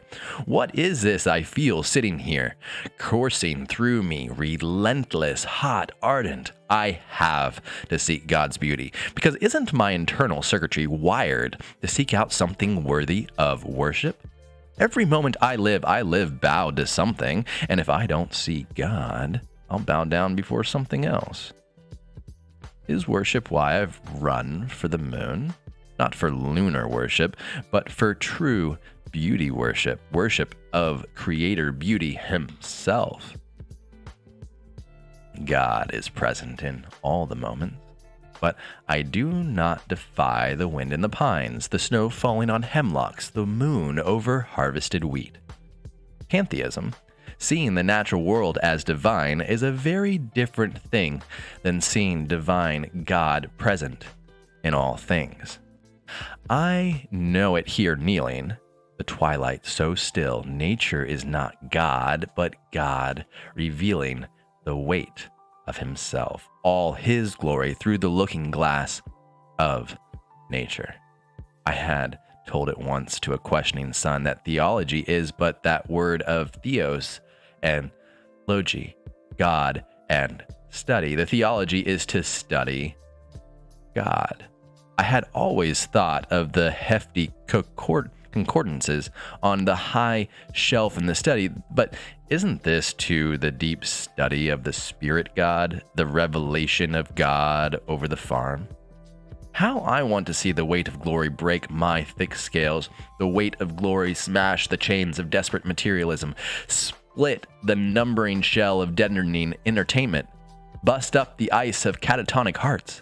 I want to see God, who pulls on the coat of my skin and doesn't leave me alone in the withering body of mortality. I want to see God, who gives gifts in hospitals and gravesides and homeless shelters and refugee camps and in rain falling on sunflowers and stars falling over hayfields and silver scales glinting upriver and sewage flowing downriver. Eucharistio is everywhere, and I want to see Eucharistio everywhere. And I want to remember how badly I really want to see. Here, how could I have forgotten how badly I wanted this? To bow down and rightly worship. It is still, stock, still. One lone stem of wheat bows its head before me. Behind it, the perfect backdrop of pure behind it, the perfect backdrop of pure moon full, pregnant with the grandeur. I reach out my hand, run my finger up its silk slender shank. This is how I learn how to say thank you from a laid low head of wheat. From the wind rustling glory through the dried blades of grass raised, from the leaves in the silver maple hushed awed still. I pay tribute to God by paying attention. I raise one hand high and another hand high. I bow the head down. I lay the body down. Quote, the life of true holiness is rooted in the soil of awed adoration. It does not grow elsewhere. End quote. Writes J.I. Packer. I am bowed like wheat, raised like grass blades, grounded and rooted to now, and from him and through him and to him are all things, and all is his, and everything that has breath praises him, and I whisper it again, again, again, remembering. Eucharistio, Eucharistio, Eucharistio. Hey, MK, thanks for dropping in while you could. Have a wonderful, fabulous Sunday. You are loved. Never forget it. Glad you were here. Isn't he the face of all faces? He is infinite and without end, without jaw or sockets, everywhere. The face of the moon, the face of the doe, the face of derelict, the face of pain. His, the countenance that seeps up through the world.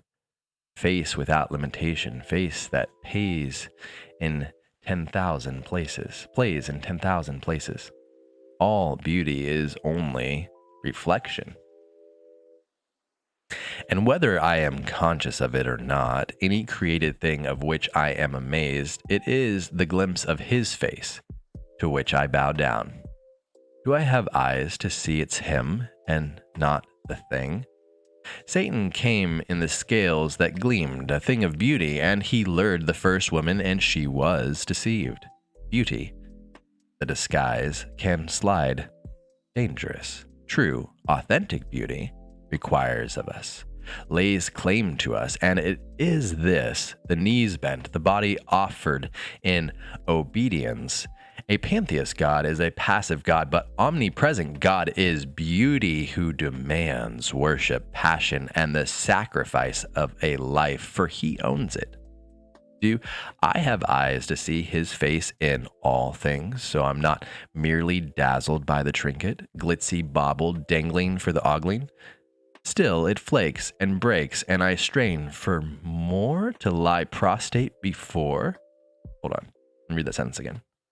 Do I have eyes to see his face in all things? So I'm not merely dazzled by the trinket, glitzy bauble dangling for the ogling. Still, it flakes and breaks, and I strain for more to lie prostrate before. I rise slowly, roll face to sky darkening navy, strung with that one large pearl. I lie quiet, I lie long, August lies out.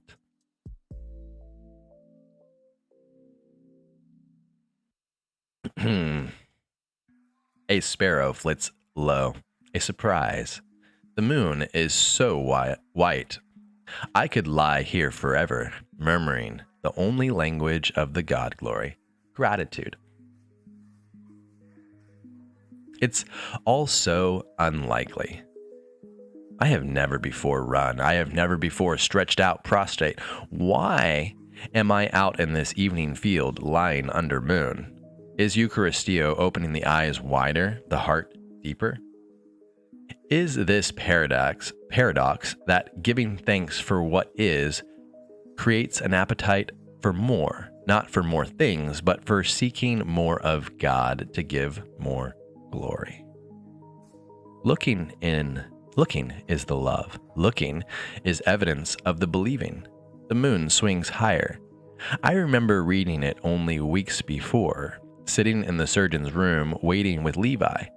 The hospital renovation progressing slowly, the patient's healing only slightly faster. Transfiguration can be the long miracle.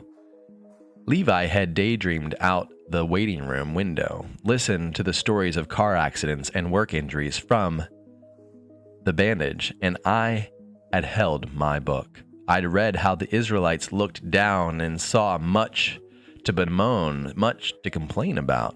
Quote, and they began to speak against God and Moses. Why have you brought us out of Egypt to die here in the wilderness? They complained. There is nothing to eat here and nothing to drink, and we hate this horrible manna. Numbers 21:5. I had looked around at the wounded, all waiting. I had turned back to the page. And what does God send the ingrates? What came to the ingrates in the Eden beginning? A slithering blanket of snakes that coil around the complaints of the Israelites, open wide and pierce the flesh with the fang. Always, ingratitude makes the poison course. The cure against thanklessness's bite? The remedy is in the retina. Welcome, Raccoon. Welcome to Sunday. Glad you just woke up, dude. Hope you're having a good day so far. Then the Lord told him, make a replica of a poisonous snake and attach it to a pole. All who are bitten will live if they simply look at it. So Moses made a snake out of bronze and attached it to a pole. Then anyone who was bitten by a snake could look at the bronze snake and be healed. Numbers 21:8-9. How we behold determines if we hold joy, behold glory, and be held by God. How we look determines how we live, if we live. A patient's name was called, and the father helped a son to his feet, and the boy leaned hard. And I had read how Jesus says, quote, in the same way that Moses lifted the serpent in the desert so people could have something to see and then believe, it is necessary for the Son of Man to be lifted up. And everyone who looks up to him, trusting and expectant, will gain a real life, eternal life, end quote. John 3:14-15. I had looked up from my book and into the face of a boy with his ear bandaged, and I didn't want to imagine what had happened. I had tried to take it in. Isn't Jesus himself saying that people need to see and then believe, that looking and believing are the same thing? That in the right inner looking, we can gain the right outer life, the saved full life. I had read it and forgotten always, but I remember it now, mooning under the moon. Faith is the gaze of a soul upon a saving God. AFK? All right, Raccoon. Faith is in the gaze of a soul. Faith is the seeing soul's eyes upon a saving God. The saving God of twisted bodies, the saving God of harvest moons. Is that summer's last cricket strumming lonely? The diameter of the night orb fills all the atmosphere over our farm. Faith is the seeing eyes that find the gauze to heaven torn through, that slow to witness the silent weight, feel the gold glory bar heavy in palm, no matter the outer appearance. Seeing is the spiritual life. They might see with their eyes, hear with their ears, understand with their hearts, and return and be healed. Isaiah 6, 9 through 10. Looking comes first, wrote Lewis in The Great Divorce. First, the eyes, always first, the inner eyes. Two crickets sing now in echo. That leper who had returned with thanks, his faith that gave thanks was counted by Jesus as saving faith. And now this, that faith is not a once in the past action, but faith. Hold on, guys. Somebody's at my door. Give me just a moment. That doesn't happen very often. One moment. I gotta go check up on this. Oh yeah, my son's getting picked up. One moment, guys. I totally forgot about this. He's going to hang out with his nephews and nieces and nephews. Give me just a second. I'll be right back.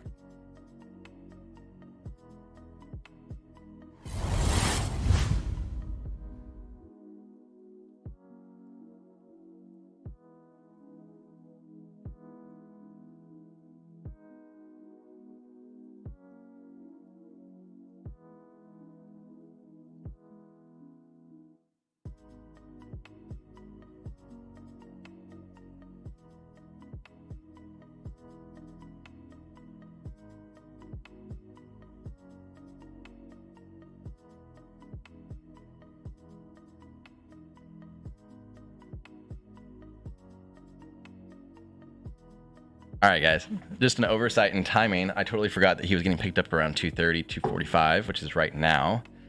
And they were at the door to get picked up, or to pick him up to go hang out with his nieces and nephews. It's her, his youngest niece's birthday, which way younger than him and not really something. She's too young. She's turning 2, but he wants to hang out with the rest of his cousins, obviously. So she's helping him out with that. Let me finish this, though. You probably see the lights flicker whenever the door opens again, because that's the way everything is rigged. So that I know whenever I'm have headphones on, if Marcus tries to open the door. In fact, one of the lights is turned off back there as a result. Oh, well. All right, now, where was I here?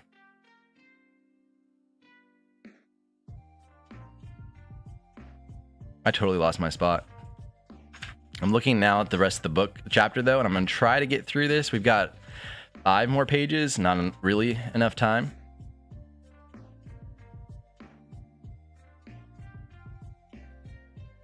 All right, I had looked up from my book and into the face of a boy with his ear bandaged, and I didn't want to imagine what had happened. I had tried to take it in. Isn't Jesus himself saying that people need to see and then believe, that looking and believing are the same thing? That in the right inner looking, we can gain the right outer life. There it is. There's the extra light. They're going to get him all situated. I quickly took care of all of that, but there goes lights. Okay, so hold on one second.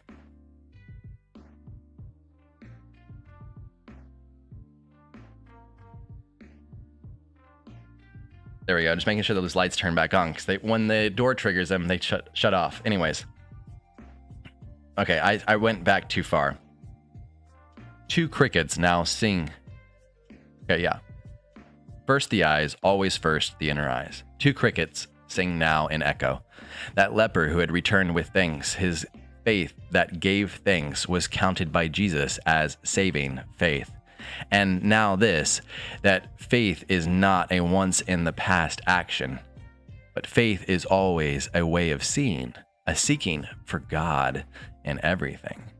And if the eyes gaze long enough to see God lifted in a thing, how can the lips not offer Eucharistio? The truly saved have eyes of faith and lips of thanks. Faith is in the gaze of a soul. Has his love lured me out here to really save me? I sit up in the wheat stubble drawn, that he would care to save. Moonface glows, we are head to head, I am bare, he is bare, all eye sees me. An ample hoop rung with brilliance, the moon is like a wheel of chrysolite. Chrysolite? Not familiar with the word. Riding up the sky, full of the radiance of the glory of the Lord. I want to be cherub, all eye looking back. To be like the cherubim, with eyes all over their bodies, including their hands, their backs, and their wings. Ezekiel 10:12. To be Moses, who, quote, kept right on going because he kept his eyes on the one who is invisible, end quote. Hebrews 11:27. This is what makes us persevere through a life, to see him who is invisible. It is my prayer with the last crickets of summer. O Lord, open the eyes of my heart, the eyes of my hands, the eyes of my mouth, the eyes of my feet. I long to live all I. A gust of wind rattles hollow through dried leaves of a patch of soybeans. The leaves in the silver maple murmur of fall coming. Fall coming. I feel too bared. I feel too bared. Can I live all I and gaze on God and live? We're going to be running a little over today. I must, just to prepare everybody, it's not going to end at 3. I must to believe, and so said Jesus, but I too remember. Quote, but you may not look directly at my face, for no one may see me and live. End quote. Exodus 33:20. And yet there are days where I know it in the shadows. Quote, truly you are a God who hides himself. Quote, end quote. Isaiah 45:15. Wow. 1 second, guys.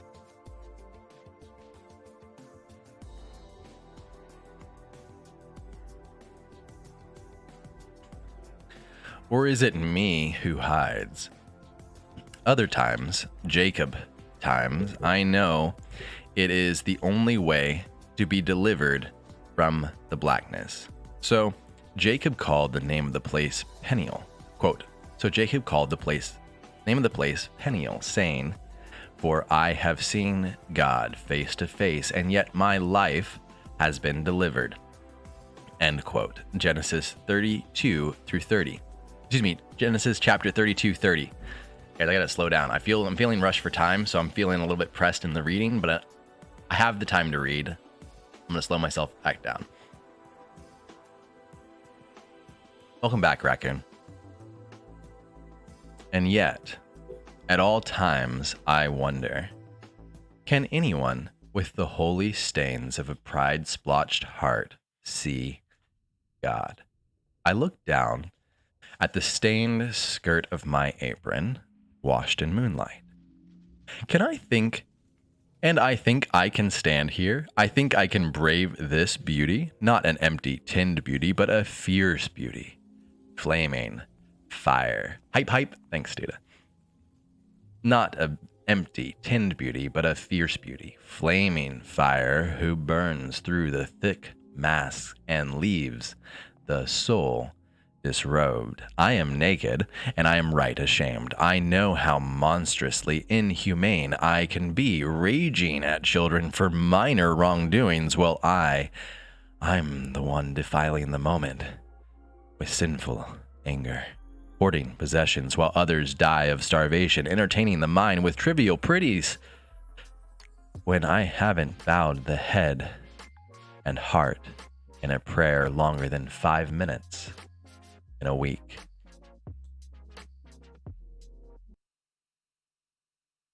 My tongue has had a razor edge, and my eyes have rolled haughty, and my neck has been stiff and graceless, and I have lived the filth, ugly, an idolater, a glutton, a grace thief who hasn't the time for the thanks. I wrap the hem of my splattered apron around a finger. I cannot raise the eye.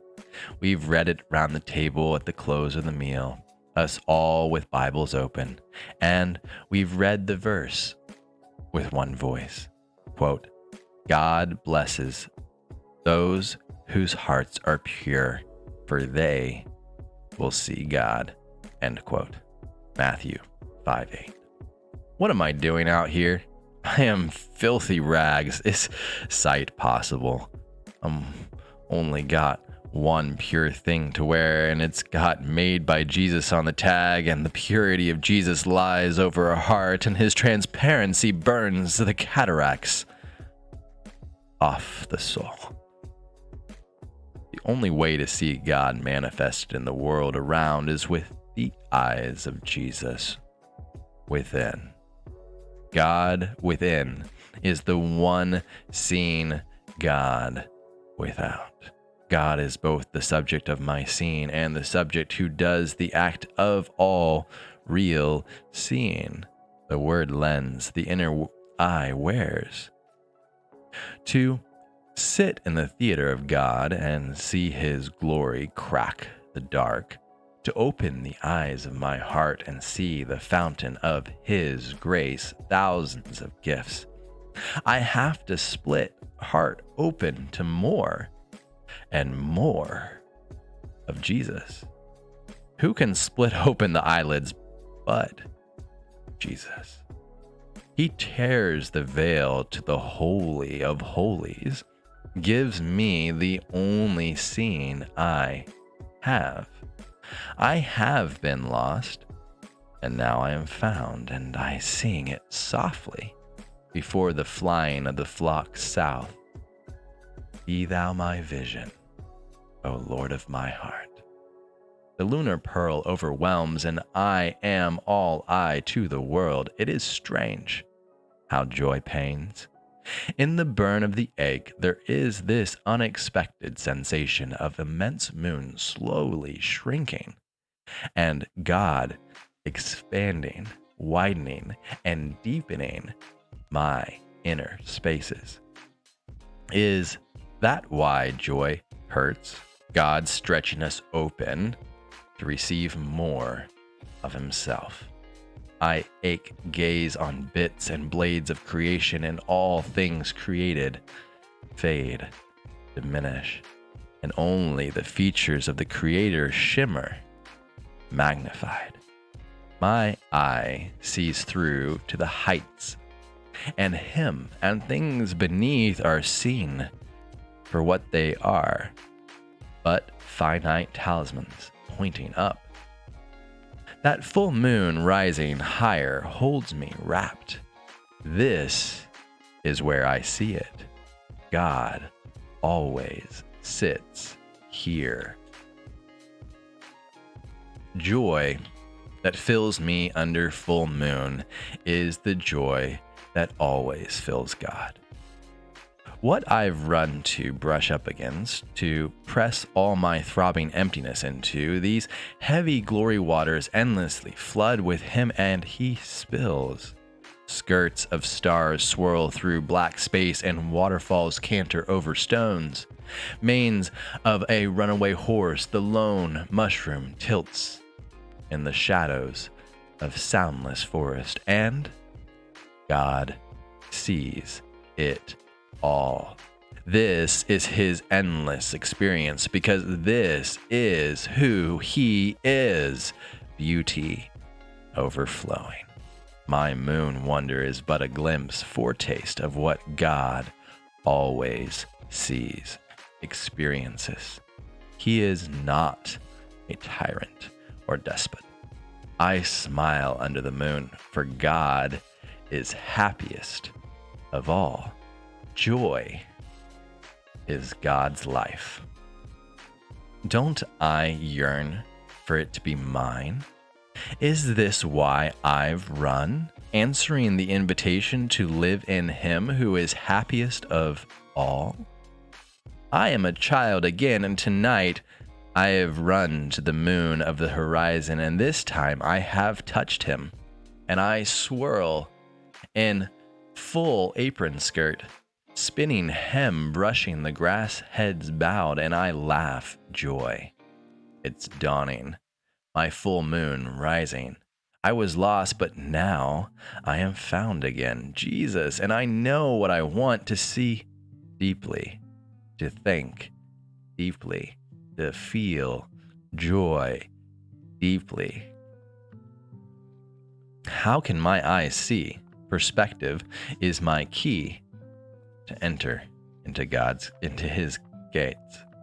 I can only do so with thanksgiving. If my inner eye has God seeping up through all things, then can't I give thanks for anything? If I can give thanks for the good things, the hard things, the absolute everything, I can enter the gates to glory. Living in His presence is fullness of joy, and seeing shows the way in. The art of deep seeing makes gratitude possible. And it is the art of gratitude that makes joy possible. Isn't joy the art of God? If you don't subscribe, I'll eat your fries. Okay, raccoon, calm down, buddy. Calm down. I appreciate you being here, though. It's true. What that ancient man, Irenaeus, very disciple of the Apostle John, wrote, quote, "The glory of God is the human being fully alive, and the life of the human consists in holding God." For all the reasons He called me to come across field, He surely called me for this. Don't I give God most glory when I am fully alive? Am I most fully alive beholding God? I spin happy, and in the radiant expanse engulfed, I glimpse the endlessness of God. My desires, don't they stretch out endless like God? Desire has no end, no bounds, but fuels all living, all lungs, and I spin. Our endless desire are fulfilled in endless God. I stop the world, the grass heads still. I can see the house lights glowing in the back banks of the window up on our knoll. I should go to dishes and children needing baths and stories and prayers, but I just don't want this moon to end. The desires submerged into God. I want to see God endlessly, I long to merge with beauty, breathe it into lungs, feel it heavy on skin. To beat on the door of the universe, pound the chest of God with the psalmist. Quote, "One thing I ask for of the Lord, this is what I seek all the days of my life, to gaze upon the beauty of the Lord and to seek Him in His temple." End quote. Psalm 27:4. Faith is the gaze of the soul, and I want to see it, so I can enter into God. I would read it long after my moon chase, words of C.S. Lewis, and I would startle at my unknowing echo of his cry. What more, you may ask, do we want?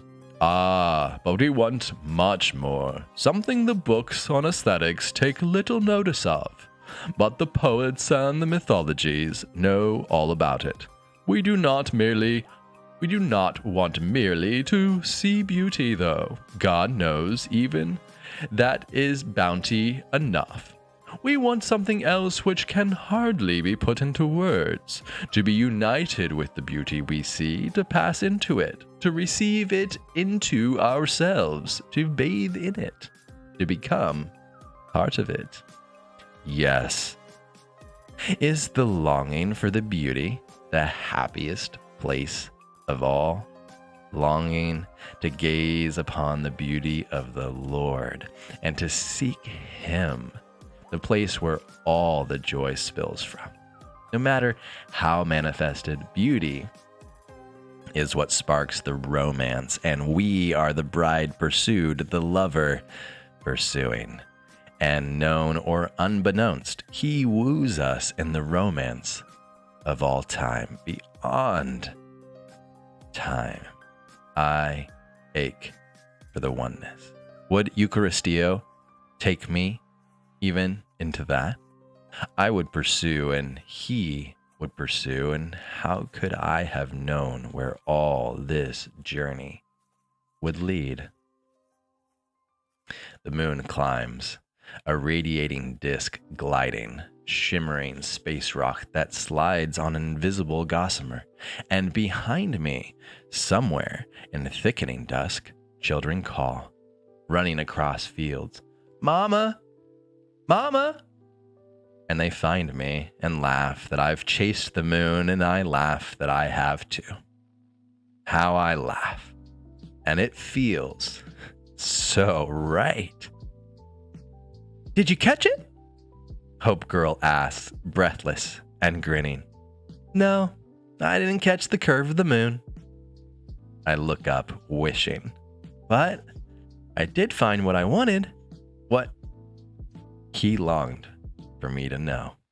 All I.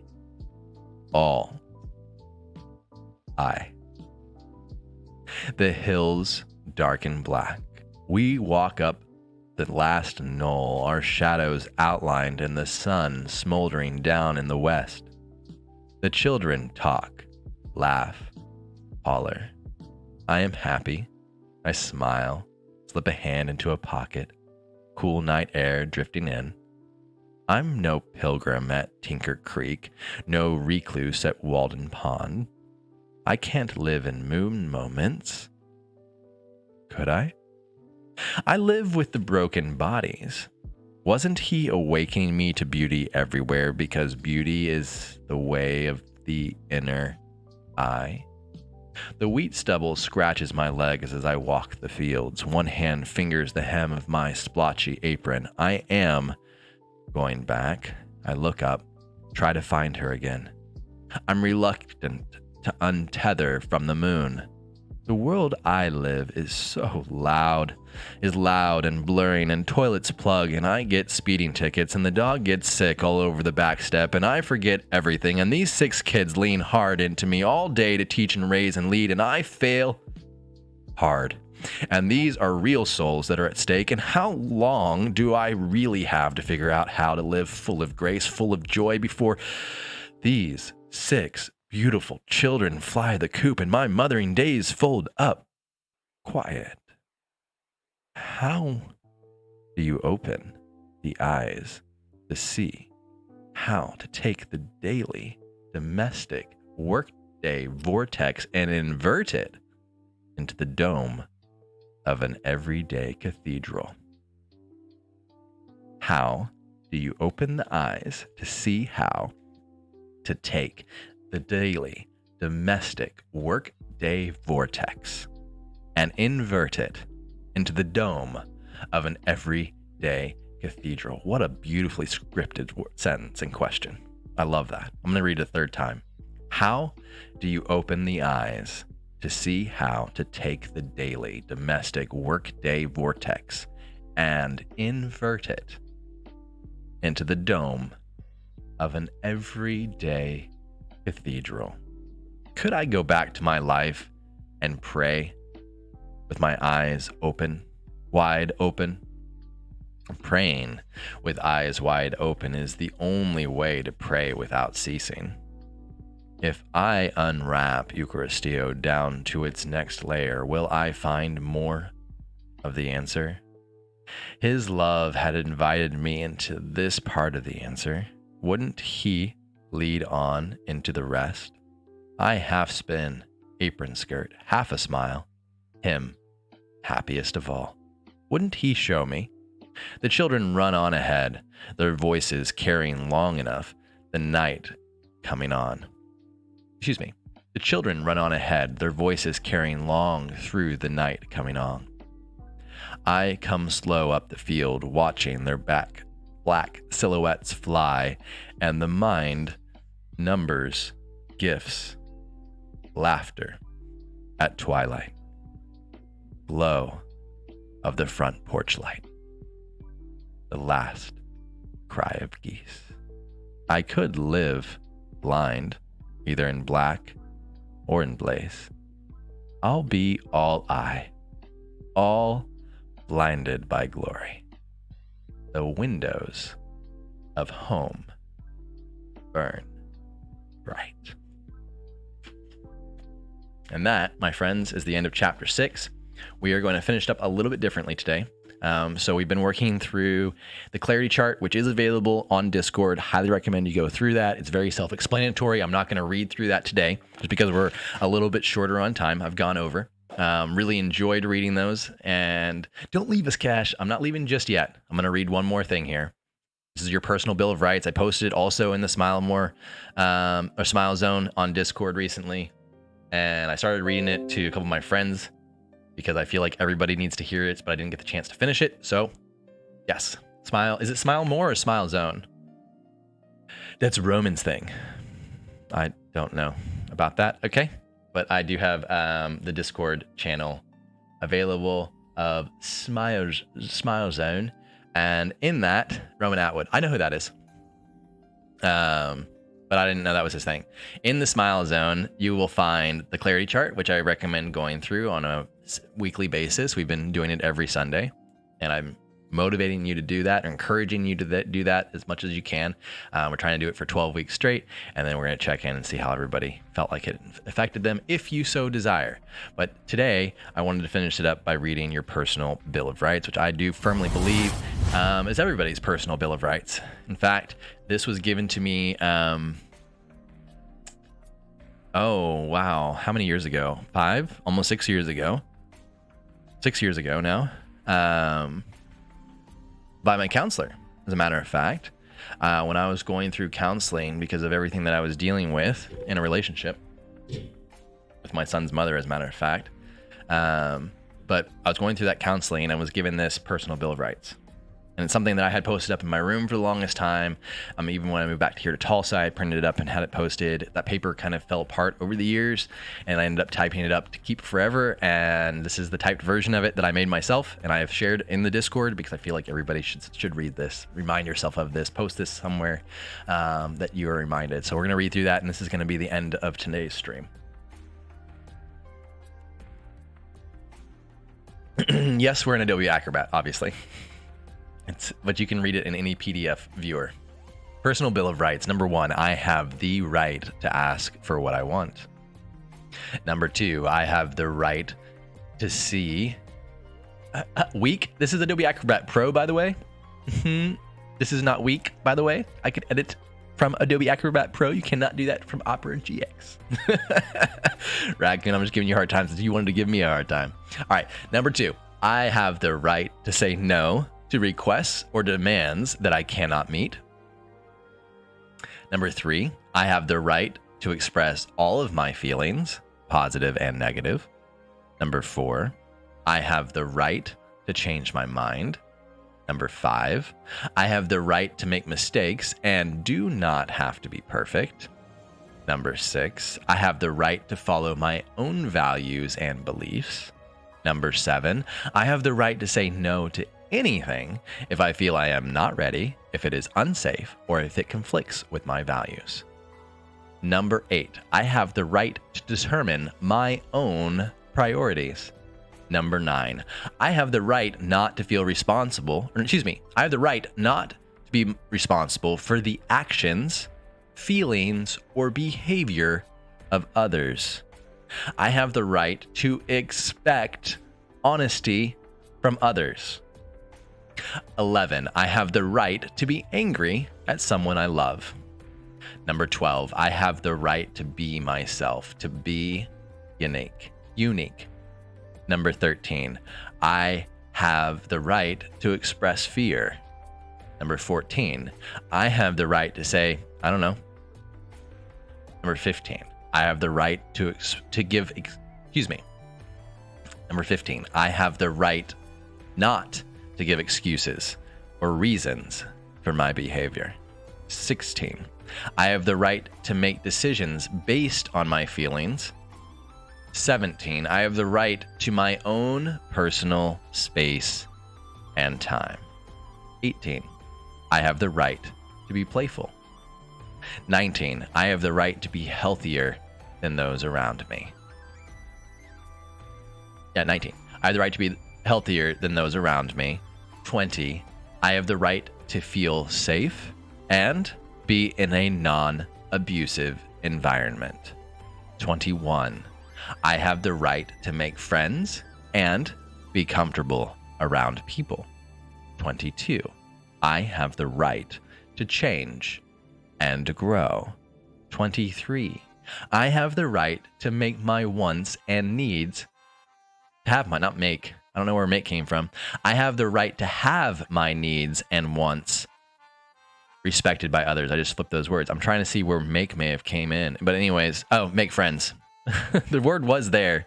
I have the right to have my wants and needs respected by others. 24, I have the right to be treated with dignity and respect. 25, I have the right to be happy. And then, of course, this finishes off. If you're not familiar with your personal Bill of Rights, then take the time to read this daily until you are aware of your rights and begin to assert them daily. It may be helpful to post this and copy of this somewhere that you can see it intermittently for reinforcement. Print it off if you need to, if you want to, or, save it on your computer. Read it regularly if you need to. Just reinforce it. Even if it's like a once a month deal, or when you're like, hey, why does this feel weird to me? Go read this. Justify yourself. Your actions are perfectly, if you are feeling a certain way because something happened around you, read this. Yes, I believe all those drop-it requests were fulfilled. You can go ahead and knock those off, Raccoon. I do appreciate it. Guys, that is going to do it for today's You Are Loved session. I appreciate every single one of you for dropping by. It really means a lot to me that you come by and support me in this. And I'm going to continue to do this to hopefully support you in the ways that I feel like I'm supposed to right now, by reading this book and being here for you all, passing on anything that I feel called to. In fact, this morning when I was meditating and praying, thank you, Lieutenant Dan. I was meditating and praying this morning and just being like, whatever I'm supposed to say, just please put that on my heart. Thanks for the stream. Oh, I got it's all good. Go Bears. You missed. It's all good. I love you all. I appreciate every single one of you guys being here. And I will be back next Friday. I'm taking a little bit of a vacation, streamcation. Back Friday for Fortnite Fridays, 8 p.m. Central Standard Time. And we're going to go back into a normal swing of things.